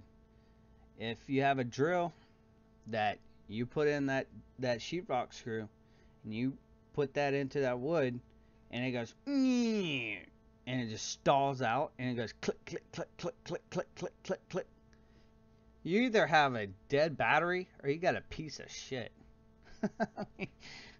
Seriously. You know, that's one good way of testing to see if you have a good impact, you know. There are some from Harbor Freights, like those I don't think it's Pittsburgh or anything like that or Drill Master, but there's there's this new brand that they have, and I think they are able to actually snap off screw heads like that. So I guess they're good, but you know, that's one way to know if you have torque, I should say, not if it's a good tool. Um, because the tool could fail at any moment. Notice it could be a battery issue or something, you know, or just anything you buy mechanical from Harbor Freight, just just take it outside and shoot it. I mean, blow it up, do something with it. But wrenches, screwdrivers, and stuff like that, stuff that's gonna grow legs and walk off anyway, especially at my work, I'll buy them.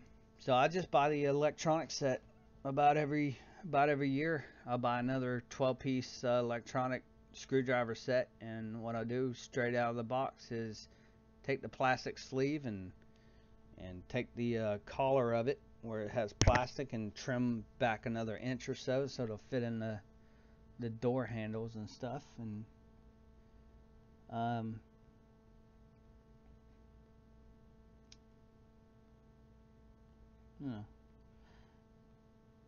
yeah, that the reason you see my tow car always in the shop. I used to stroll it down the hallways. Da da da da da. Oh, I'm Geoff the Maintenance Man. La la la la la la la. You know, and then stop at the door and leave my tool cart outside so I have all my tools there to do the job. You know, it, awesome. I could get so much work done. 4 or 5 times I've had family members, not the residents, family members, taking shit off of my cart and taking them to hang a picture in their mother's room or something. Then I come back out and I'm gone, so they just keep the screwdriver that they took from me, you know? So I said, to hell with this. Okay, she's got a clogged toilet. She's got an angle stop that's not turning off. Blah, blah, blah. I'll put the tools in my pocket, go up there, just make the extra. Yeah, but, you know.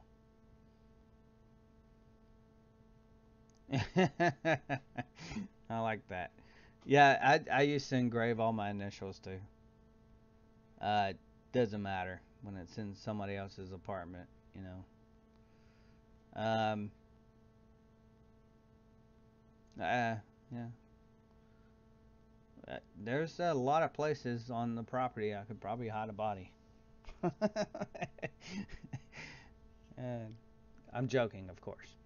I have to put that out there because I'm live, you know. So I have to, yeah.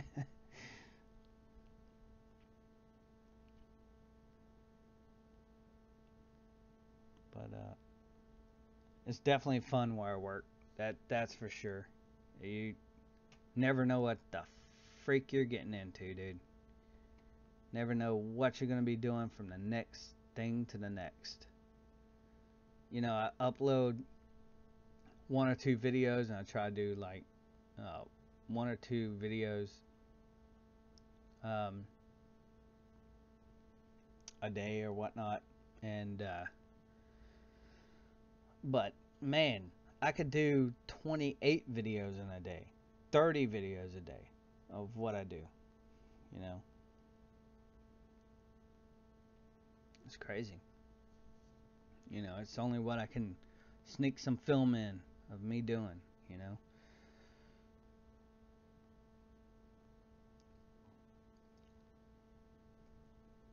Hmm. To be honest with you, I figured a lot of YouTubers would probably give me some crap for most of the stuff that I do not wearing gloves, but you know, I work at a retirement community, so I have, you know, what is it, 28 hand sanitizer uh, receptacles around the building, and shit, hundreds of soap and sinks and stuff that I can wash my hands. But I can understand from everybody else that has, you know, um, you know, yeah, just like Steve. Steve, he's a rolling maintenance guy, so he can't like, you know, it's probably easier for him to use the gloves, get the hell in there, get his paycheck, get the hell out, and then take off the gloves, and his hands are still clean. Um, and he can Purell them or whatever if he so needs to be in his truck. But you know, me, I have if somebody's shit explodes all over me, I have, you know, vacant apartments. I can go take a shower. I always keep a change of clothes in case something bad like that does happen. So you know, yeah, I can't wear gloves most of the time because it's just picking up the stupid things and the nitpicking little washers and crap, man. You know what? They're called bitch mittens, and I'm sorry for the people that have to wear gloves on their job. I'm not making fun of you, but they're called bitch mittens, and I love that term. But you know, uh, it is what it is. But I mean, uh, I wear gloves when it's a biological matter, um, especially like pulling a toilet or stuff like that. But no, gloves, just, uh, uh, nah, no, no, I hate them. I hate them. I hate gloves. Hate them. Yeah. Get in the way.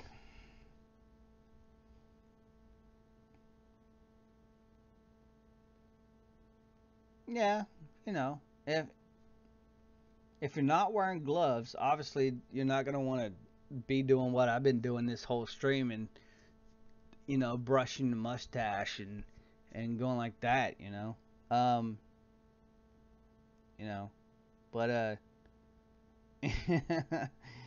but yeah, uh, wear gloves if you feel that you need to.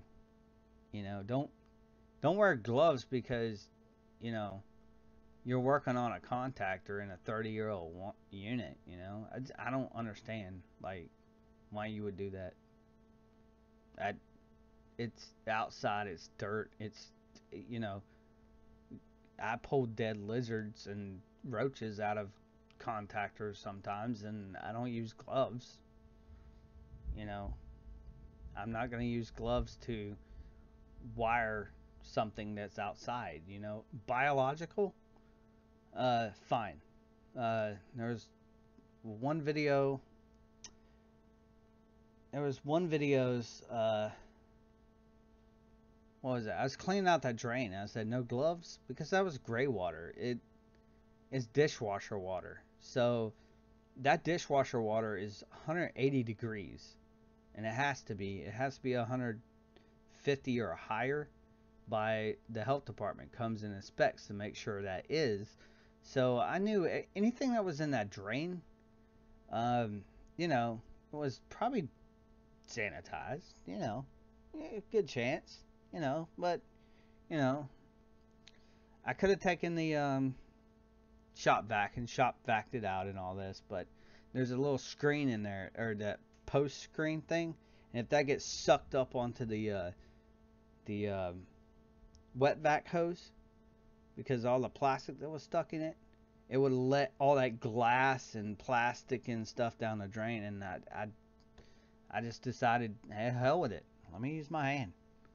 The shop vac 15 feet away from me, actually, that day. So it's stuff that y'all don't see on camera, you know.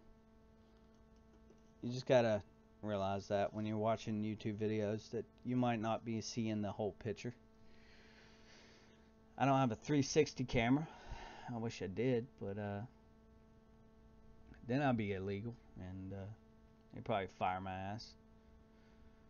So, huh.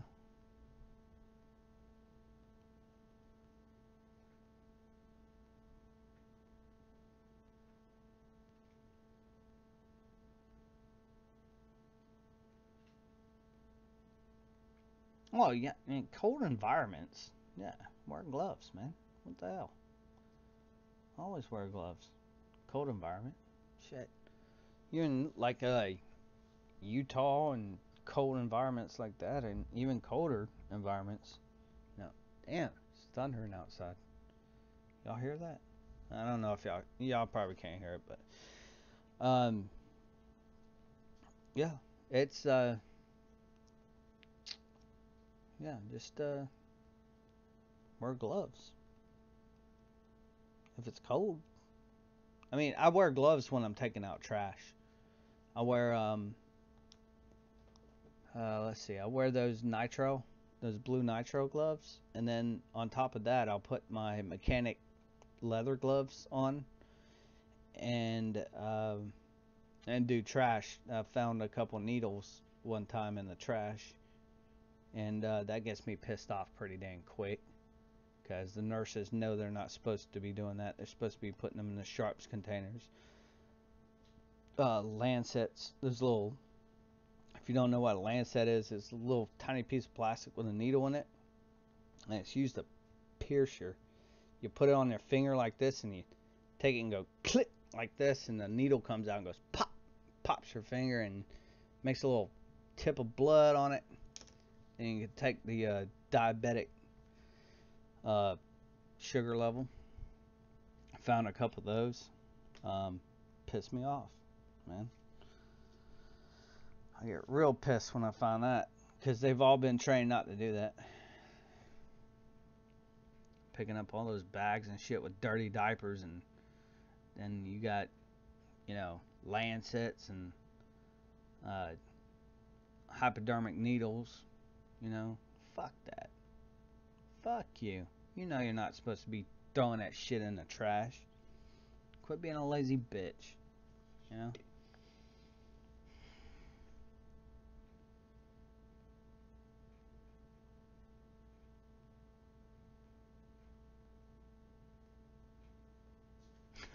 you had, you had, oh my god.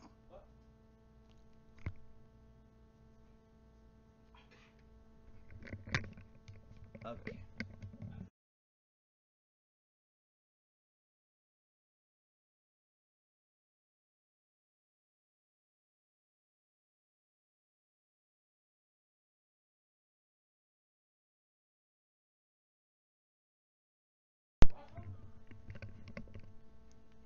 Anywho.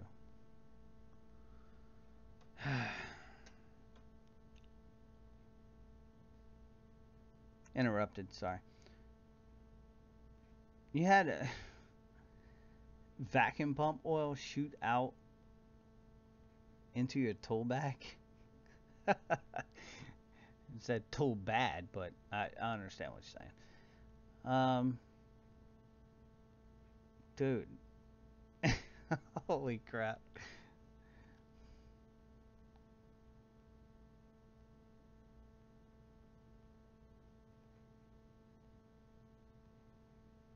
Hmm.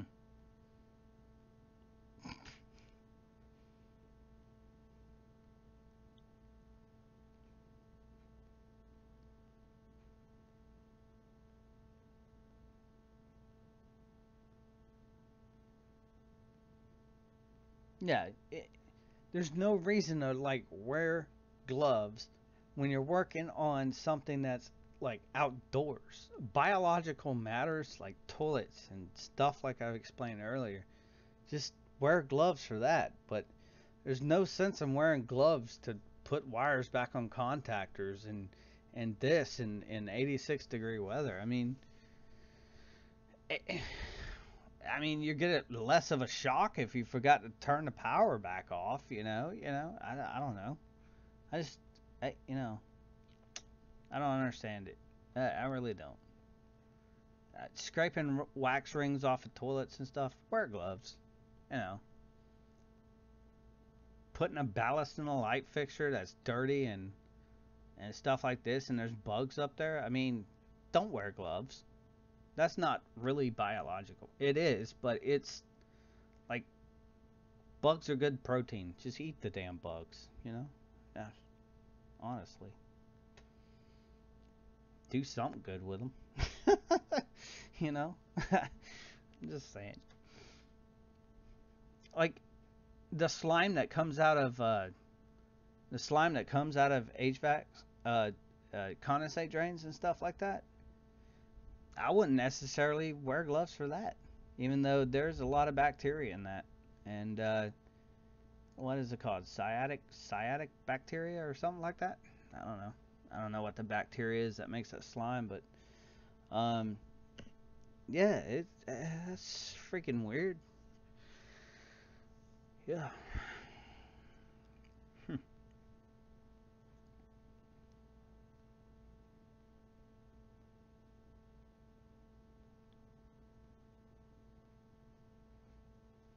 Hey, you know what, Ness? Uh, you bring this up just at the right time, actually. Perfect. Because I was just about to talk about this. Uh, we have so many AC filters that we have to do, and I'm not really worried about the RTU filters. I'm worried more about the commercial or the residential filters that we have on the property. And it's like when you some of them you have to pull out, fold, pull out, and then like rip apart because they're sucked up in the unit, and then dust flies up in your face. Every single time I have gotten sick, every single time, and they make us do it. They want us to do it every 3 months at our work, which is pretty good because after 3 months, most of these filters aren't that dusty. But the last filter change I did, we skipped, and it was maybe like 6 months. And I was pulling out these filters that had dust. I got sick every time. I had stuffy nose. I One time I couldn't go to work. My back was hurting. I was running a fever, stuff like this. Um, I would say if you're doing a bunch of filter changes, just one after another, after another, like I am, yeah, wear a mask too. Wear a mask too. Shit, you know. Heck, I've started actually wearing a mask now. It's a little painter's mask. The masks do nothing, you know. But yeah,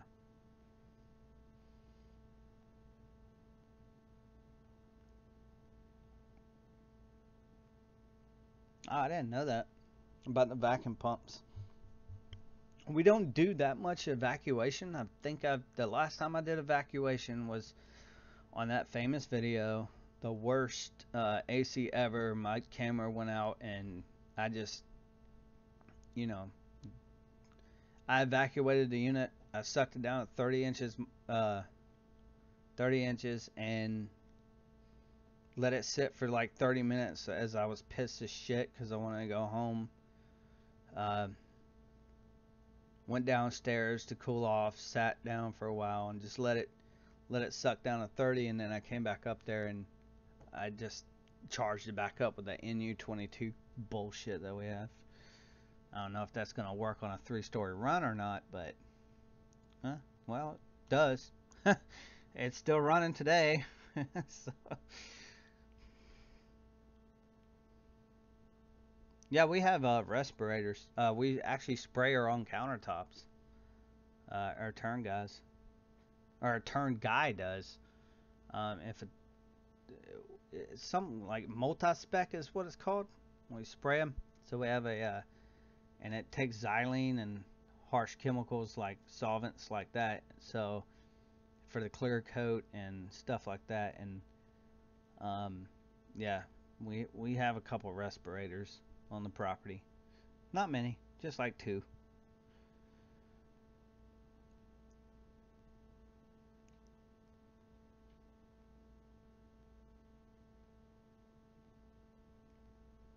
Or you know what'll take off rust really, really quick?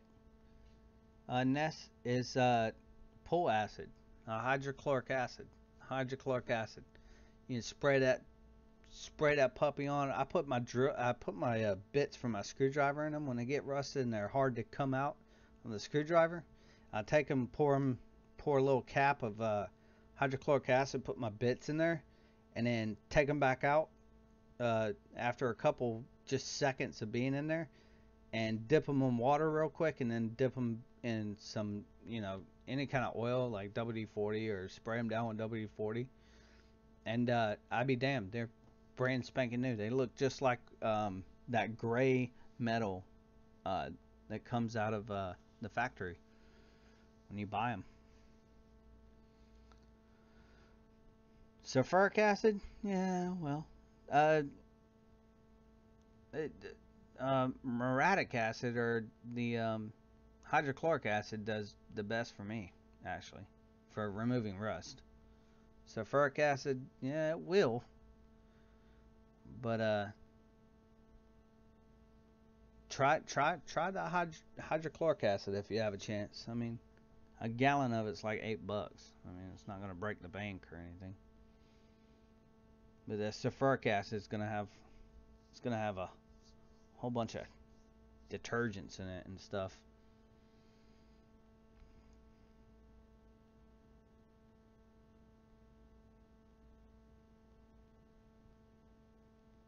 Uh, Copper system leaks once a month. Yeah, we used to have pinholes all the time. They outfitted us with Aquatherm pipe. Shoot that up here on the screen real quick so you can see. Um,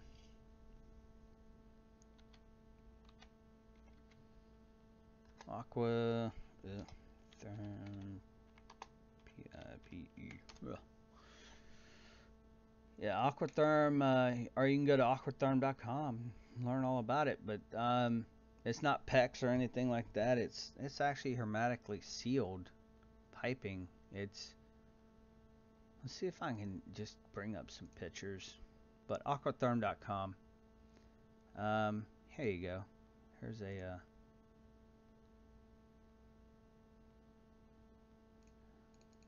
well, shit. Let's see if I can. Okay. Whoa. Whoa, whoa, whoa, whoa. Johnny. Johnny. But once it's sealed, it's pretty freaking sealed. And that's what we have on the running through all of our property right there. This stuff is thick. It's thicker than your Schedule 40 stuff. It's they say it's gonna last for 30 years. It's got a 10-year warranty on the weld joints and a 30-year warranty on the pipe itself. So if the pipe fails at the pipe level, then uh, you'll be covered or whatever. But or something like that. That's how I heard it. But they make that pipe up to 20 inches in diameter, or 24 inches in diameter, so 2 feet in diameter. You melt the two pieces, you put them together, and then it's sealed forever. And it awesome pipe. I gotta say, if there's one thing our company actually did right, it was putting that Aquatherm pipe in.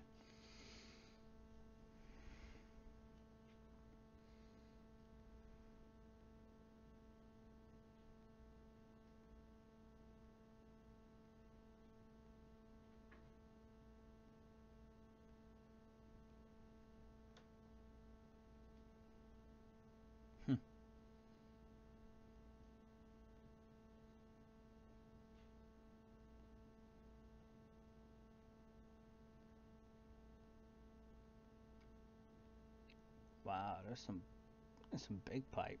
What a sucker. Good lord. Anyway, that's aqua therm pipe. Anyway, so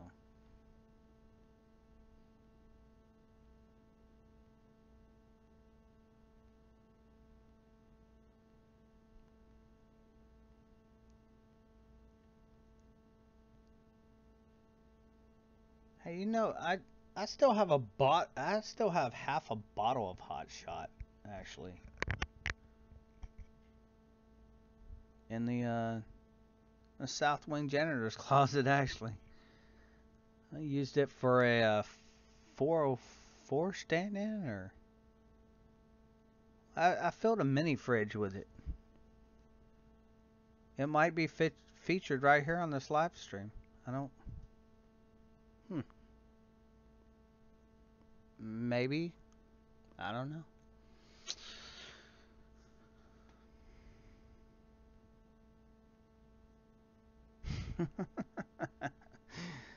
Yeah. I just popped it one quick time, and that that little fridge behind me has survived another 3 years now. That was 3 years ago. I popped some hot shot in it, and it's still going like a champ.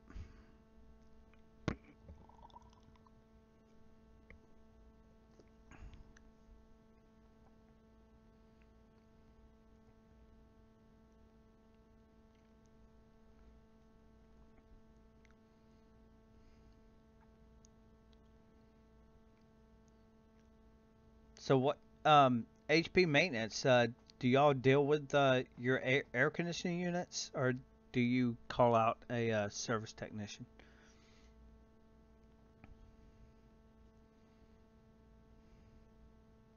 Ever since the R22 phase out.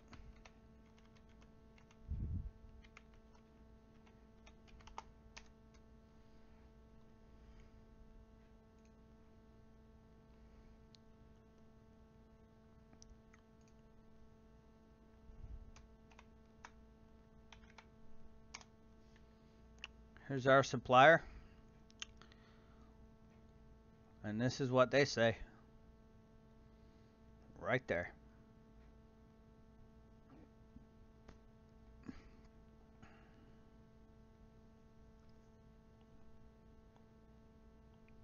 So y'all service your own uh, uh, air conditioning.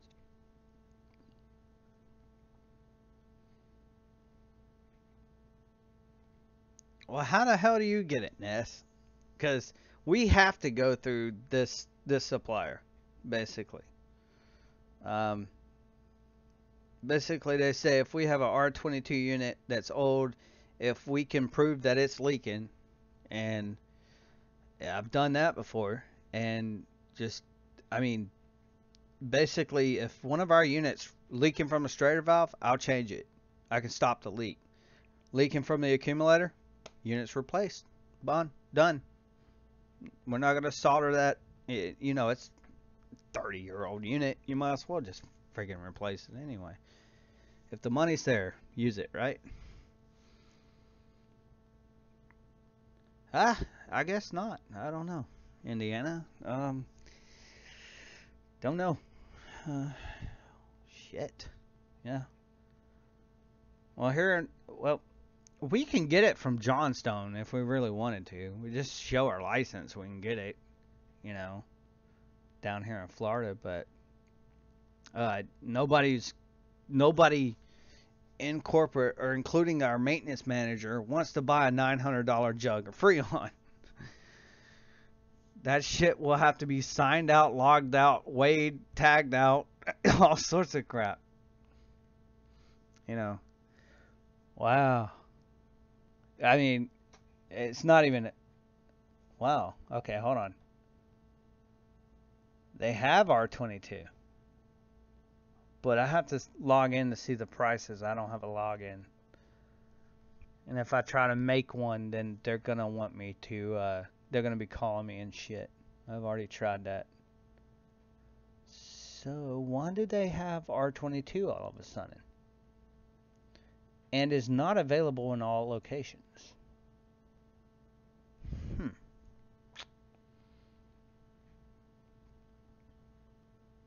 Yeah, same here, HP. But like I said, oh, it's got a leak. Change it out. You know, I shouldn't even done the blower motor change out on one of these units. I should just said change it out. You know, it's screwed up.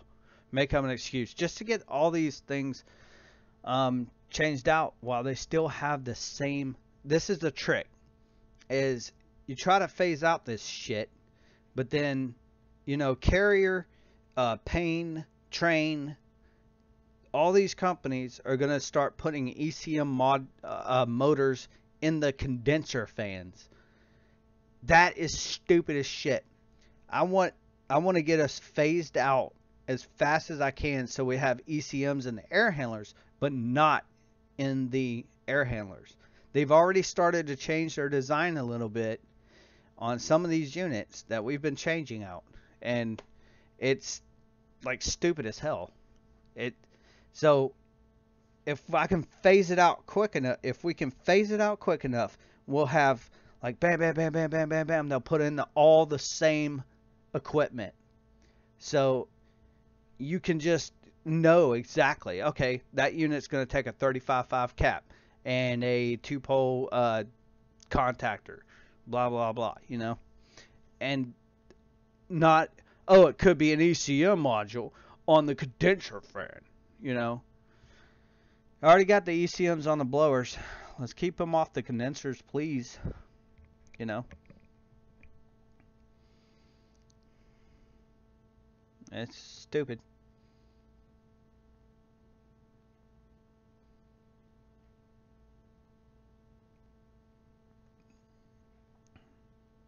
Well, you know, always tell, always tell the customer when they use the. I think it just needs a little bit of 22. I just think it needs some Freon. Um, nope, because your unit's not froze up. Do you hear a fan running? Nope. The more 22 or the more Freon I put in any unit's gonna make it hotter. So, you know, they don't understand that. Your unit's low on refrigerant, what does it do? It freezes up. That's what's called a refrigerator. A refrigerator has a defrost timer that defrosts that freeze up, and that's how it gets so cold. So technically, if you put a defrost timer on your air conditioning, you could technically get it down, you know, 28 degrees up in your damn house if you wanted to, technically, just sort of speak. But it'd be fun to try that though. Like that would be an awesome prank for somebody. Take the Freon out of their unit, put like 10 pounds, like put like 10 psi or something, so it really freezes up, like 20 degrees saturation, and then then put a defrost timer on it. Oh man, that would be awesome. They'd be like, damn, it's getting cold in here for 68. uh,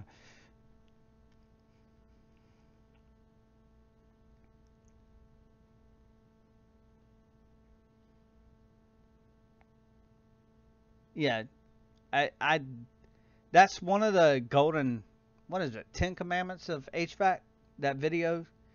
You can look up 10 commandments of HVAC. It's funny as hell. I don't know if y'all have seen that. That is funny as hell. It's like, this is your thermostat? Yeah, I've had it since I got here. Well, it's got Wi-Fi. It's funny as hell. And wires are hanging out of the bottom of the thermostat. Freaking funny as hell. Yeah, I 10 commandments, man, of HVAC. Man, that I don't know what those guys did after that video because they haven't posted anything in over years, but it's funny as hell. But yeah, don't I don't like it when a resident's standing over the top of me And then, if you're gonna have a conversation with me, just stand back a little bit. I don't want to accidentally like turn around and slice you open with my knife, or something like that. Just accidentally. um, but yeah, it's yeah. Get the hell away from me. Oh, what's the matter? What's the matter? What's the matter? I don't know. I don't know. I don't know. God.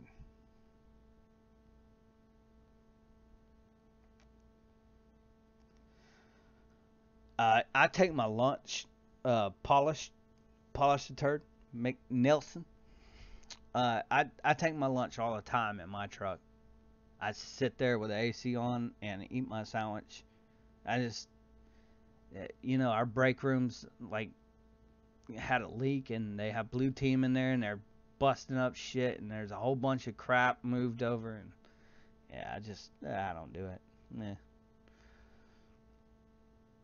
And plus, while I'm sitting in there, all the employees are just talking about more work orders that they want me to do. So I'm like, I'm out of here. Going to my truck. Gonna eat my lunch. Y'all give me social anxiety disorder, I guess is what you would call it.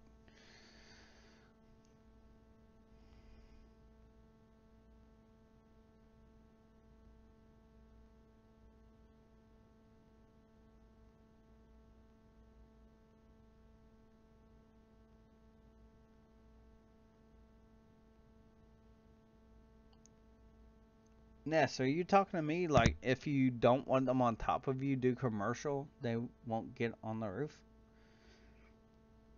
Is that for me or somebody else? I'm missing something here.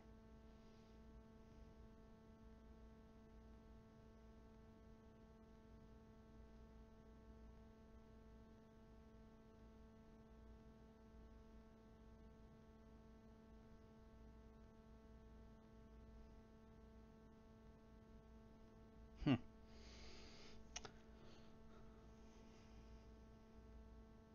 Oh yeah, I know that. I know they won't bother me on the roof, but their ACs, air handlers are in their closets.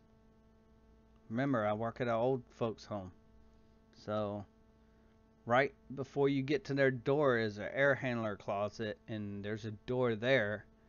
So I'm kind of stuck if I have to work on the air handler. And most of the time, I tell them to not fuck with the thermostat, and then I have to come back down off the roof because they've forgotten that I told them not to fuck with the thermostat. So I'm gonna go back down off the roof, go back over there. Then it's a 5 minute delay on the Honeywell Pro 5000 series that we use. And I know I can go in the programming menu, go to option 15 and do all that. But, you know, it's a, you know, sometimes, you know. Yeah, Mission Impossible. Damn right. If you accept this mission. uh, yep. It's fun though. It's definitely fun working there. That's probably the only reason I'm still there. I never know what the hell I'm gonna be doing. The worst thing I had to do. That's not a question that came up, but the worst thing I had to do is not the dead body, lifting it onto the gurney or anything. It was actually the live people. It actually, this guy had a seizure or something, and he was out of his apartment, and he was banging on a door, and he was just banging on the door, and I came up to him. I'm like, hey, what's going on? And he was butt freaking naked, not a stitch of clothing on him, dick waggling all over the place. I took him. I kind of put him in a half Nelson, like I didn't because he was jerking his head too. So I just lightly put him in a Nelson, and I took him all the way to the ground, and well, kind of leaned him back so he got off balance and just sat him down gently on the ground and waited for the 911 rescue to get there. And that was one of the craziest moments I had. And I had to pretty much hug a naked guy. I know. But yeah, that was one of the craziest things I've ever had to do. I don't know how that got into the conversation, but it did.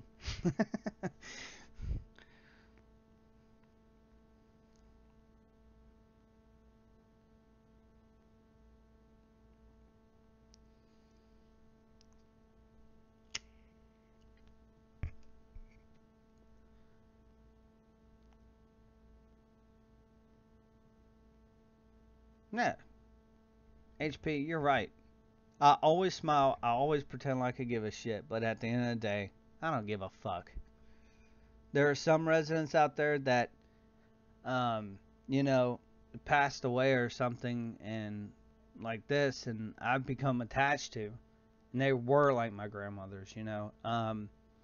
They it really hurt when they passed away. They were so kind, so everything. But then there's 80% of the residents. I'm smiling and using my training and saying, "How you doing today? I don't give a shit about you, Geoff the Maintenance Man. Y'all have a great day." you know, just like that. I'm serious.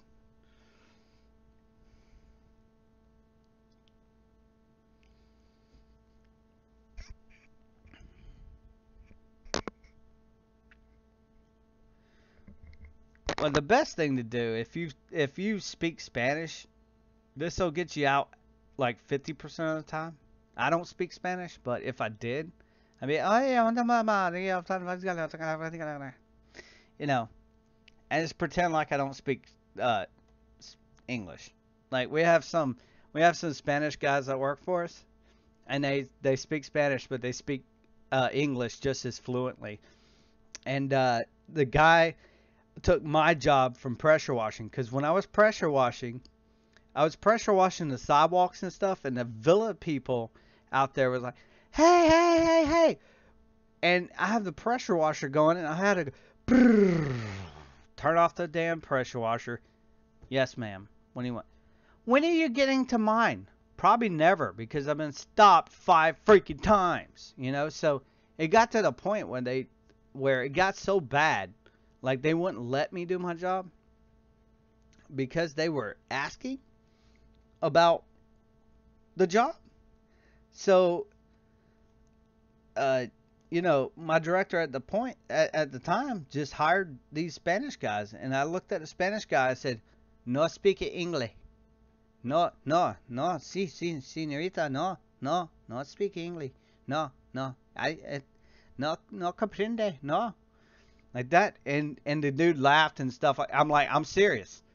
Just just act like that, dude. Just act like you don't understand them, and you'll get the job done. He did the villas in a day.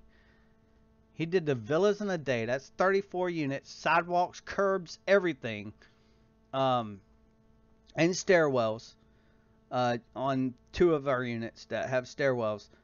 So he did all that in a day, and he did my trick. And he's like, "No, no, no, no, no, yeah, speaking English. Watch out, watch out, watch out."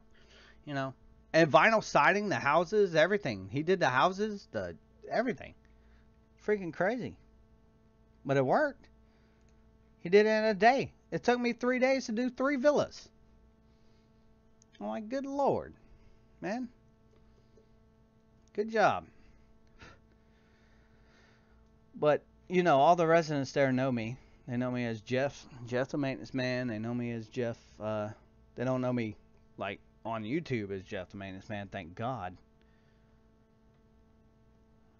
They don't get my business cards. That's for sure. You want a business card? Here you go. Here's a business card.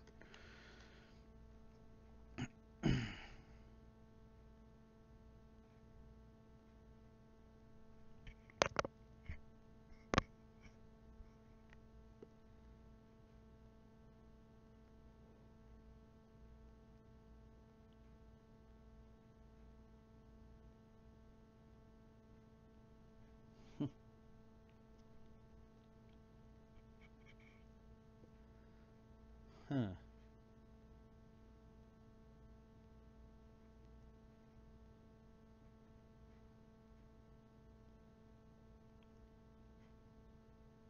Yeah, you're right about that, HP. It's easier to pretend to give a shit than to be rude. And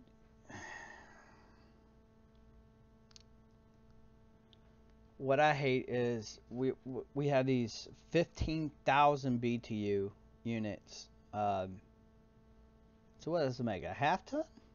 Is that's a ton and a quarter, or what is that? A ton's 12, right? 12,000 BTUs. Well, we have these little air conditioning window unit things, but they're portable, so they have that hose that goes outside. It'll cool down their whole apartment almost. A two-bedroom, I might even put two of them in there. It, fuck. They still bitch and complain that their AC's not working. A day later, I'm like, look, they're gonna have to order you a whole new unit. So chill out. And it's 78 degrees in there, and they're like, well, what temperature do you want it to be in there? 79. Shut up.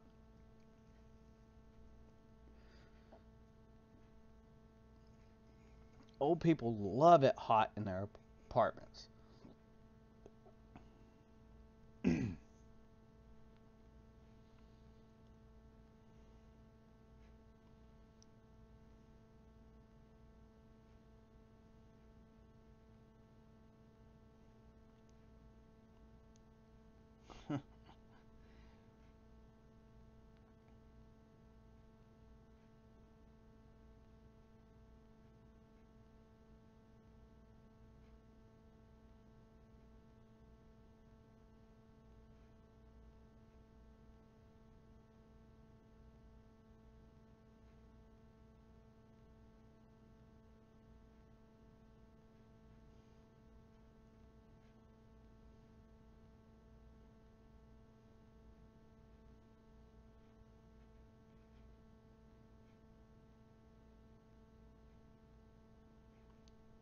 Yeah, polished. McNelson.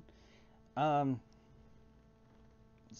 there's some people you like, some people you don't. And it's usually the people that are about to get evicted off their property, or just don't have the money to even be there, or don't want to be there.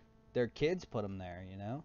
In my case, you know, um, it's sad. Some of these people go to the front desk and say, "Yeah, I'm here to check out." I'm like, "What the fuck is she doing?" What? Yeah, I was supposed to be here one night. My daughter's coming to pick me up, take me back to New York. Your daughter fucking lied to you. You're not at a hospital and you're not at a hotel. Jesus Christ, man. You're gonna move your mother into a place like this. You need to be freaking just bluntly honest. And first of all, you shouldn't be moving your mother into that environment. You should just the environment's okay. It's good. They play bingo, and stuff like this, but they seriously in some cases or another can take all your mother's money and then leave you with nothing and not care about you whatsoever.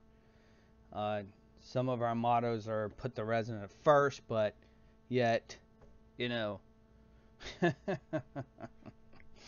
yeah, let me charge them $65 for a grab bar that they actually need in their apartment. I mean, come on, you know, fuck that.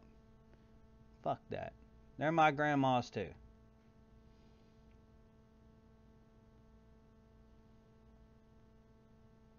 You know, it's some of the situations aren't all perky and delightful, but we try our best. Don't get me wrong. We try our best to make the resident feel that they're wanted and needed in that community. We have different things that the residents can do as far as getting involved in our lives or our uh, things. Like we have somebody ahead of the maintenance committee. we have these little committees that run around, and they they feel like they're important and needed, and they are, and they we even have like a welcome committee where these little grandmas will go out and meet the new people, and hey, you come play bridge with us or do this and do that. It's pretty cool. You know,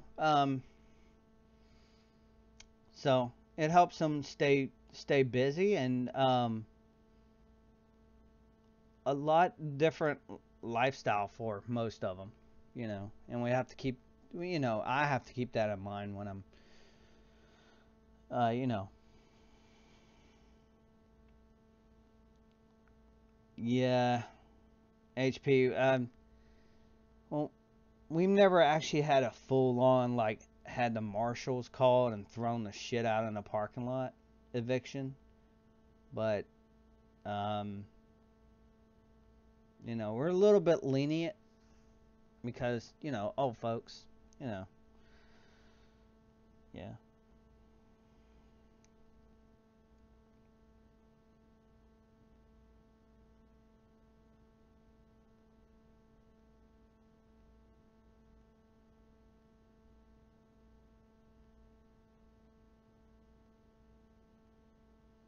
Wow, HP. That's 345 unit property with two pools and four maintenance techs total, like plus director. Or are you the director?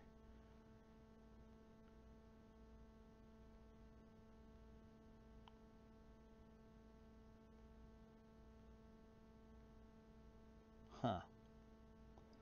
Alright.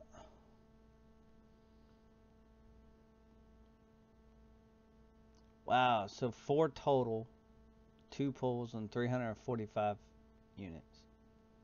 So we're like 317 where I'm at total units, I think, and one pool and four maintenance guys and a director.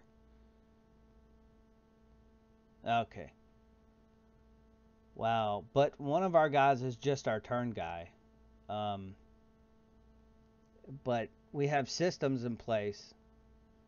I think I went through this before you got here. I'm not sure if I did or not. I don't know if you were here or not, but did I show you the tail stuff? Okay, that's our equipment. We have a work order system up on your screen here, and here's some of our work orders right here. Just some of them might have been done or whatever, but let me do room and area because once they hit Z's right here, so everything below this is housekeeping. So, um, yeah, so we got 30 something work orders probably right now. For maintenance techs, but that's not the stupid part. Is the task is the stupid part. Um, so I got to check operation of door monitors, pacing things, and check the operation, eye wash, daily visual inspections, capillations, vacuuming, spot removal daily, blah blah blah. Contractor inspected, and these require documents. So you can't close out the work order until you have a signed document from the contractor inspecting the shit. So that kind of makes it stupid. Still haven't uploaded my fire drill report, even from that fire drill that I did on one of my videos. Uh, they they don't let me work overtime. I don't know who you're asking, but no, they try not to, but it comes with it. I'm on call. Actually, tomorrow I'm on call. Starts every Tuesday to Tuesday. So, um, and whoever's on call has to work the full weekend, Saturday and Sunday. A lot of bunch of crap, bunch of crap. And then they want us to tag our assets, tags our asses off here. So you got um, all those units, like here, we'll just search for one. We'll just search for like the Aeon units and stuff. Here's the Aeon units that are on the property that I've been making videos of lately. So we can click on that. And it saves us a trip up to the roof, actually. We can just click on images. As you see, I did this in 2016. And then you can go to next image. And you can see the serial number and all that for the Aeon unit. So yeah, it's just it's a system, but man, crap, is a lot of work to set this puppy up and keep it maintained. So now we have to maintain a system, basically. Yes, you're right. Ness, Aeon units are a pain in my ass. I'm not liking them. They were pretty cool in the beginning, a couple years ago. Something new, and I was like, well, hey, this is cool. Look at these things. It shows you a trouble code and all this. The only problem is blinking that freaking trouble code. It seems like every 5 days. It's stupid. It is so stupid. But yeah, it's really dumb. Uh-oh. Just close out my window. So, it is what it is. I don't really like Aeon units at all. Not at all. Yeah, you're right about that. They're good in yeah. But I bet you there's some kind of seismic fucking sensor in the damn things. It's gonna link up. I make this joke all the time, Ness. I said, They're like, what's wrong with the AC unit? It's hot in here in the hallways. I'm like, well, NASA hasn't, shot their satellite up there with a Space One X rocket yet to put a satellite up in space to communicate with the damn air conditioning unit, And I make the and people look at me like I'm stupid, and then I show them a picture. I was like, well, you tell me what's wrong with it. And then I get the famous, it's not my job. That's your job. Oh, man. Not my job. Wow. Don't get me started on that one. Mm-mm-mm. What do you do at your house when your toilet's clogged? Ugh, don't get me started. I'm not gonna start on that one. We'll be here for another hour or so. Mm-mm-mm.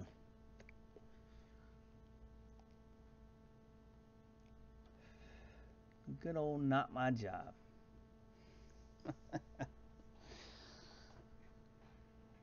Yep.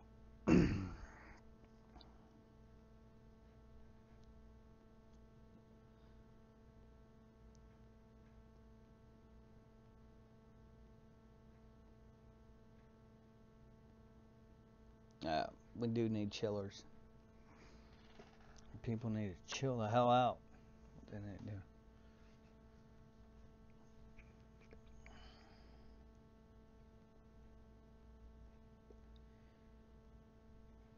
Yep.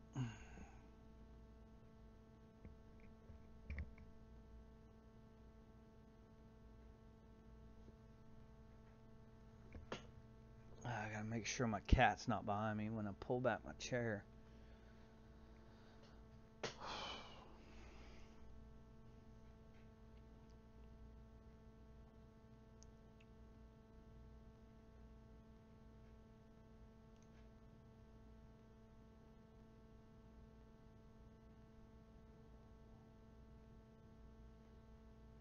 Uh-oh.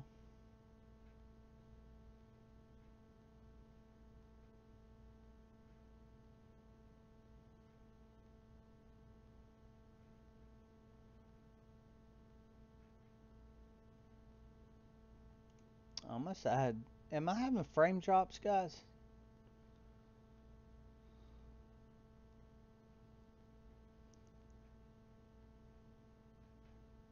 Like, am I skipping or something? YouTube was telling me at 9:40 my stream was like fucking up or something. I don't know. Huh. Oh well.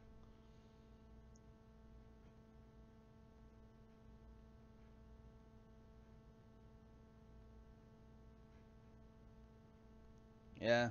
Um, get on our preferred vendor list. That's if you do uh work. I don't know if you got your own company or anything, but uh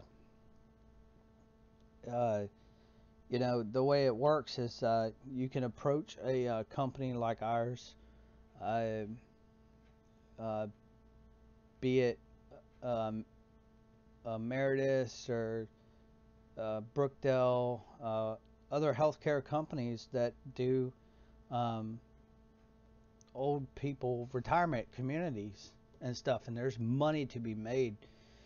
Uh, just you want to try to get on what's called their preferred vendor list, basically. And if you do a good job the first time they hire you, and the second time maybe, and the third time, and you can get on that preferred vendor list, and then you're golden. You can do work for them as long as you're licensed, I guess, and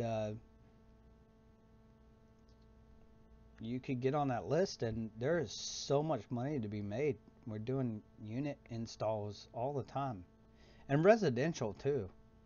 I mean, you don't have to do the you know the RTUs and all that, where you need a crane to get up there. Just you know, even some cases you might need it for the residential part of a company like ours.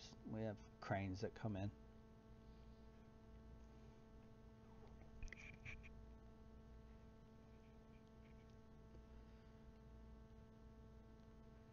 Wow. Yeah, I'm in the wrong business, huh?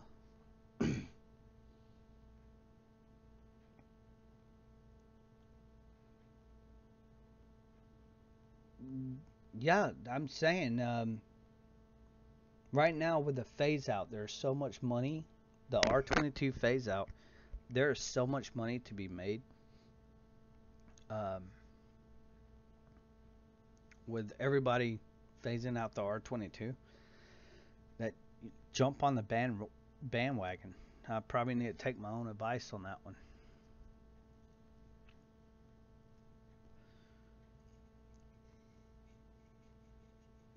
I mean, a place like mine, we're replacing units, hell, 2 every month right now.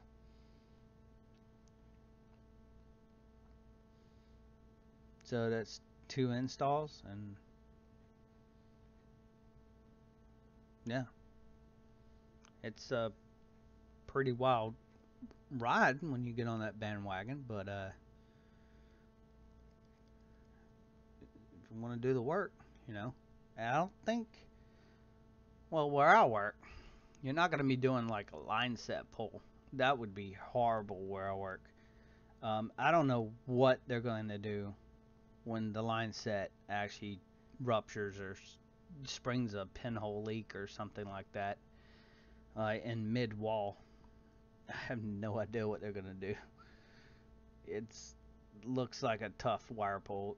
The place is built like a parking garage, so not wire pull, but I've seen them do a wire pull, but thermostat wire.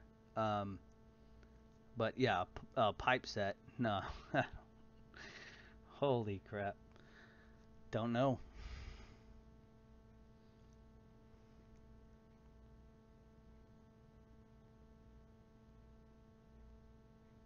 Oh yeah, dude, I would love to work at Disney World, Orlando Studios, man, as a maintenance guy. I don't care if I'm picking up trash. I want to know, all those hidden tunnels that they got, man. That would be awesome. That would friggin' be awesome.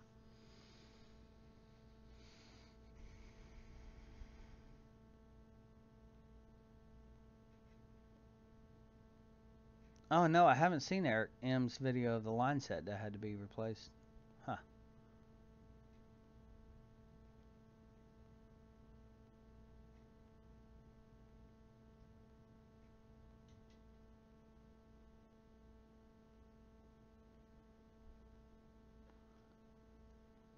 Oh, polish. That's nice. Um. Well, hopefully she learns to love it. You know, or at least likes it. She, make sure that she's getting enough activities. Make sure she's. One tip I can give you: just make sure she's so busy that when you do come and visit her, you have to go find her. That's what I like to see, because when you have to go find your grandma in a place like where I work, that's when we love it, because she's with a friend, she's hanging out, she's doing something, you know, or I mean, don't let her think she's there to die. You know, that's the worst thing you can do. Just, well, here's your bed, here's your couch, here's your TV, here's your phone. All right, have fun. All right, Grandma, we'll see you in 2 days. We'll go out to Burger King, then we'll shove you back in your hole. I see that all the time. I hate it. You know, so it's nice to get them up off their asses, so to speak, and uh, rolling around or walking around, and just give them something to do. Give them something to do. I mean, really. I'm not talking puzzles and crossword puzzles and Sudoku. It just give them something to do. You know.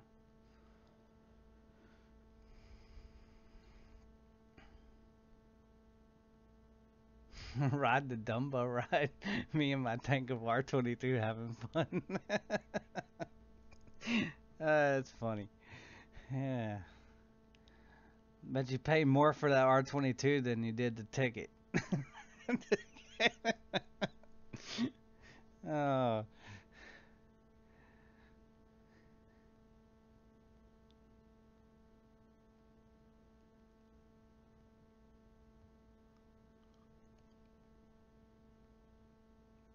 golly.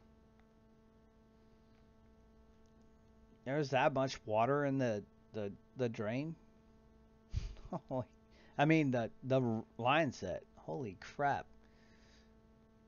Jesus. Ooh, that's crazy.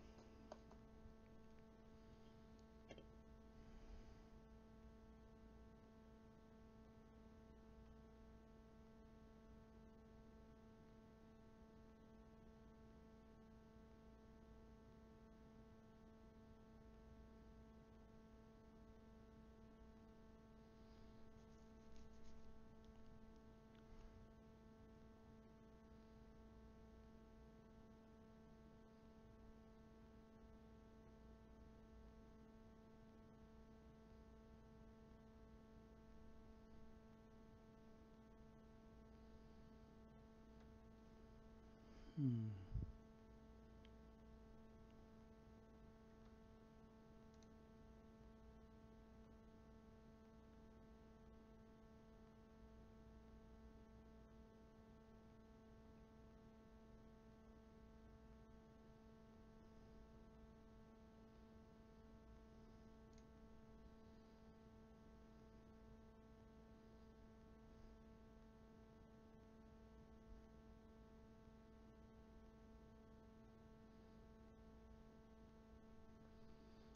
Hmm.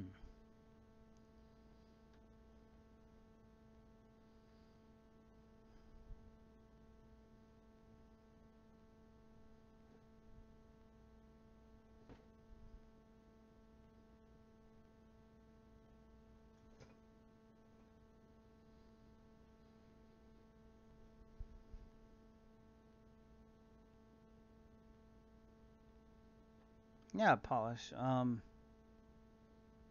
Yeah, I should just like go up and move to Orlando.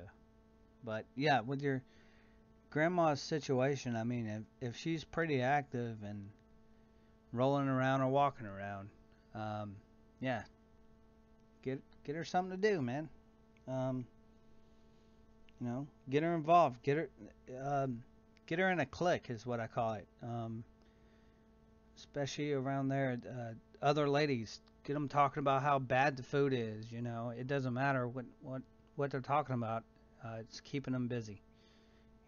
If they knew how to do this stuff on YouTube, I'm sure they would. You know, um, we keep ourselves entertained through social media, but I'm not saying do that with your grandma. It's probably not the best idea. But if they have bingo and stuff, you know, just get her up, get her going. Yep. I'm too busy to actually spend quality time with some of the residents. So I try not to get too attached to them, but um, because when you do that as a maintenance guy, um, it does one or two things. Um, hey Parker, what's up? Yes, I love my job. I actually do. Sometimes, but as I was saying, it does something. Like you get them in a clique, and they'll start chatting. They'll talk about uh, food being bad, how bad maintenance is, how bad the transportation department is, the nurses and stuff like this, and they'll meander and talk about stuff, but it keeps them busy, you know, even if they're talking shit. So it's good for them. Good to talk shit sometimes. Good to do that. That's why everybody does it on YouTube because it makes them feel good. Ain't that right?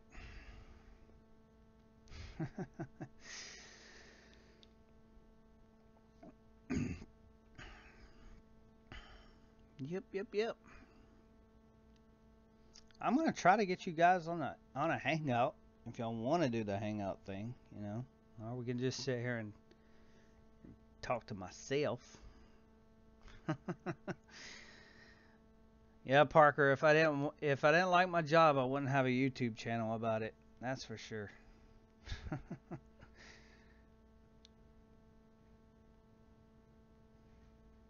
Which second was that, HP? Because there's about 4 seconds of chat there. Oh wow.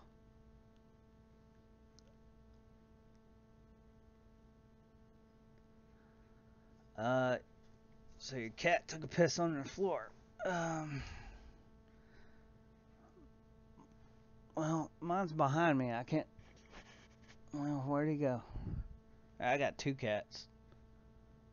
Oh, they're over there licking each other, making out, and playing. Eh.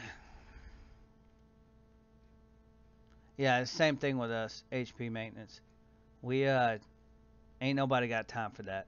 You know, I try to diagnose the best I can, and I'm not gonna go through and you know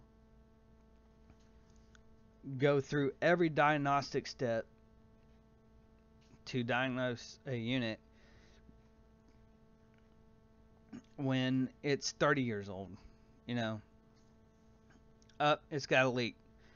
My One of my videos, I changed the starter valve, but then it was leaking from the accumulator and the reversing valve. Nah, hell no with that. See ya.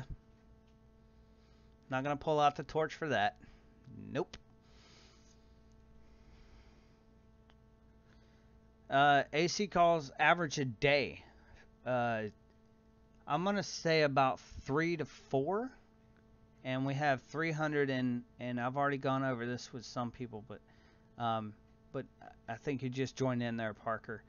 Um, I got what was it I said, guys? 395 AC units. That's including P-tax also on the unit, on the property, including RTUs, residential, and P-tax units. So about 4 a day, but I want to say about 3 of those is user error, are just something so stupid and simple, like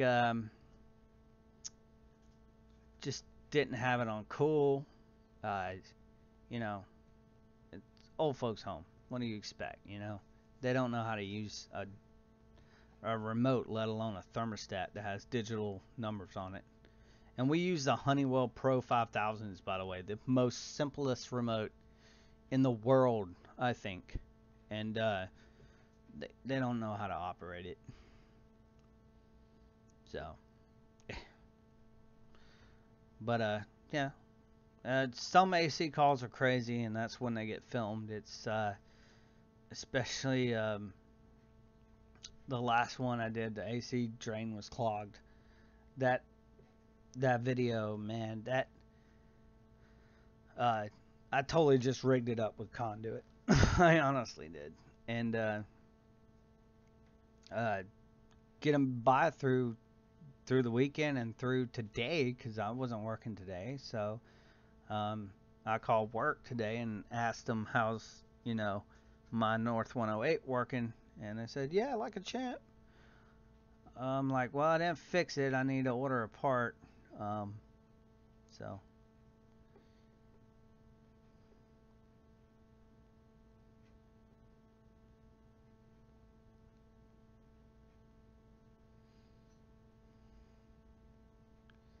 ingress. Guess so. Yeah, that would be another word for flooding, I believe. I think so. It's usually used in cable television to describe signal talkback through the jacket of a RG6 cable. Hope I said that right. I'm gonna get trolled on it later. So yeah, flooding through the cable, I guess. Yeah, yeah, ingress. I guess. I don't know. Ingress. Google it. I'm gonna do that.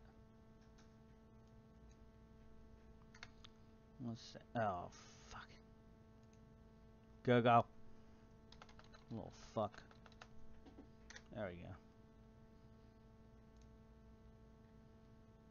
I need to quit cussing because I didn't put this as what in the hell?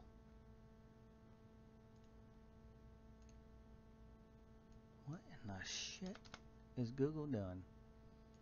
I want to know it. All right, you know what?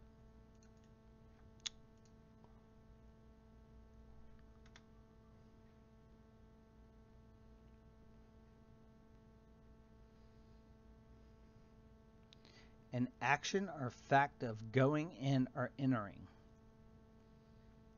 So, ingress. So I ingressed your wife last night. I guess. I don't know. Shit. Wow. Oh, okay. Egress is talking about signal loss and stuff through cable television. um, the unwanted introduction of water, foreign bodies, contaminants, etc. into something. So he's correct in his word of ingress. Yes.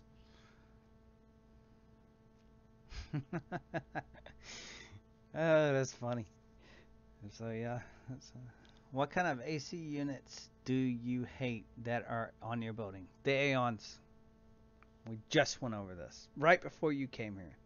The Aeon units, even though they are the most filmed in my channel, I can't stand them, Parker.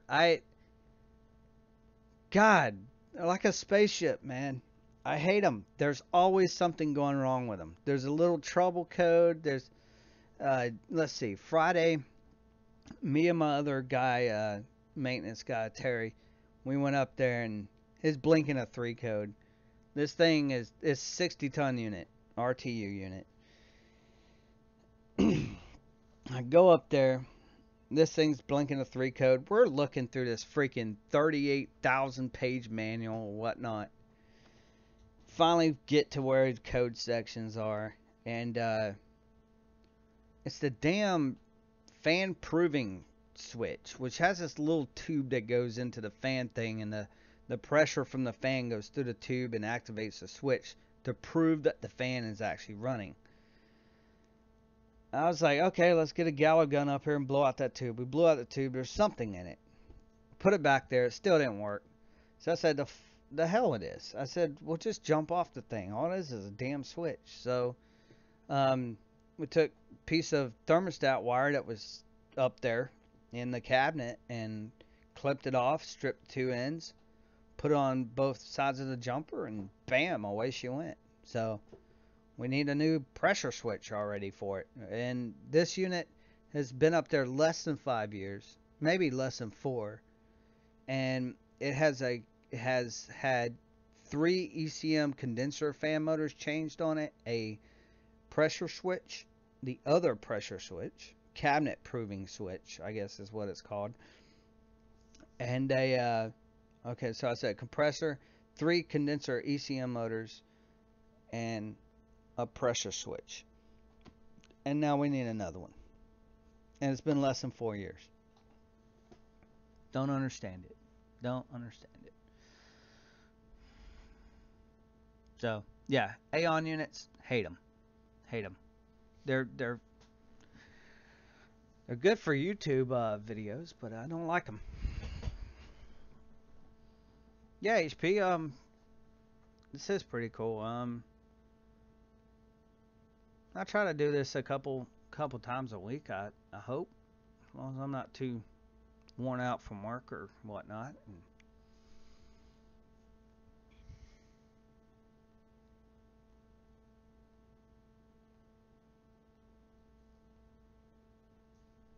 Hmm. Hold on.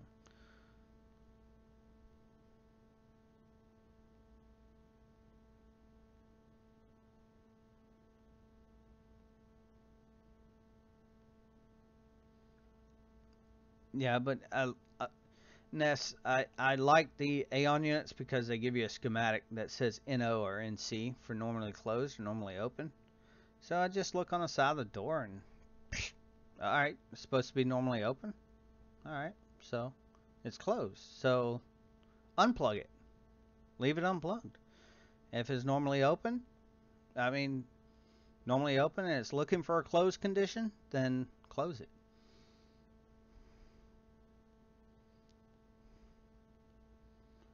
It's really, I wasn't bypassing any kind of safety. It was a fan proving switch. I mean, yeah, we tested it. Yeah, we tested it. Like I said, we looked at the schematics, and that's how we figured out what the fan proving switch is and where it is.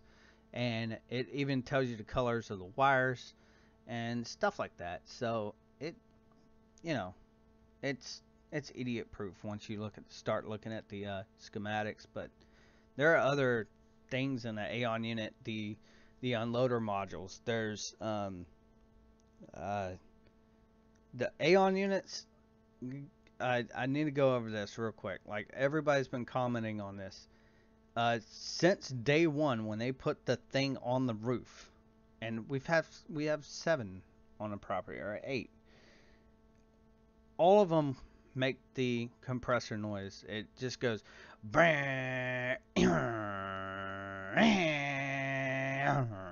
It just. I'm not doing that again because it looks stupid, but but yeah, it unloads, loads, unloads, loads, unloads, loads, and once it gets to temperature, the damn thing will just shut off and one compressor will go on. So, or close enough to temperature where one compressor keep up with it. Like you said, there's so many sensors in these damn things.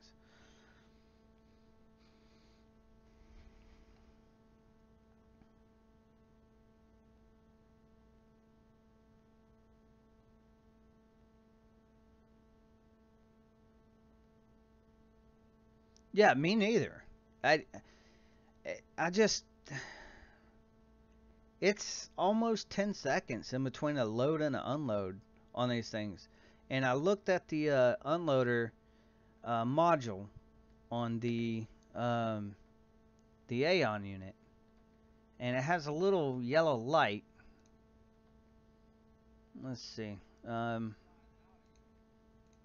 let's see if I can find it in one of my video like pictures or something. I don't know. There's a little black module. Come on, somewhere around here. Here's one right here. Even these small baby ones do it. There it is. I don't know how good you can see that, but right here, yeah, that's pretty shitty quality. Let me full screen that. Hold on. Anyway, so this is the unloader module, and right here it has a little yellow light on it, and and it says unload, and it goes when it's unloading, and then it goes and it hums for like 10 seconds. It, the weirdest sound in the world, and I was asking the AC guys, and yeah, it's unloading and loading, and I'm like, what's that? I've never heard of that, and well, the hot gas is bypassing the compressor, blah blah blah, and I'm like, well, okay, I'm sorry, I asked, uh,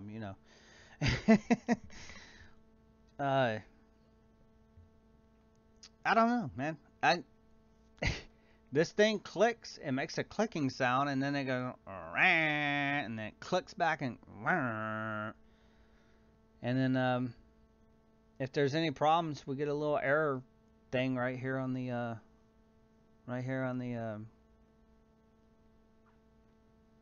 whatchamacallit, error light right here, a little red LED. So kind of interesting the way they work, but at the same time,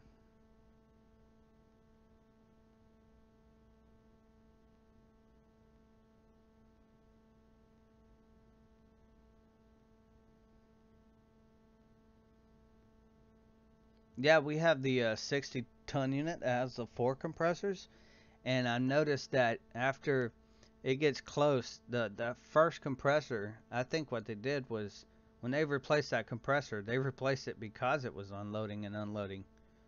I don't know if they knew it was supposed to be doing that actually, and they replaced it with just a regular type compressor. It looks like, but it's it doesn't have like on the top of the compressor, it has like this little round bell looking thing on top of it, and that's the unloader. Well, the one that they put in doesn't have that, so I'm not sure if they even put in an unloading or loading compressor, because the 60-ton unit doesn't do that anymore, or I haven't been up there to babysit it or watch it since then.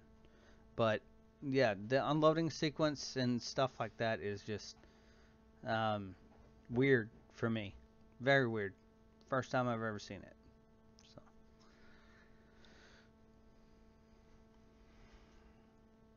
bleh.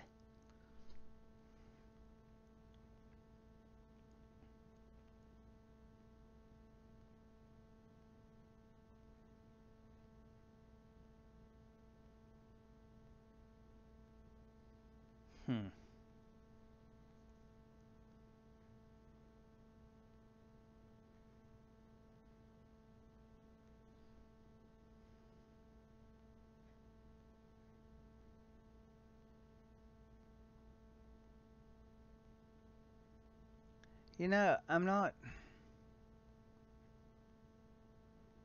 I'm not sure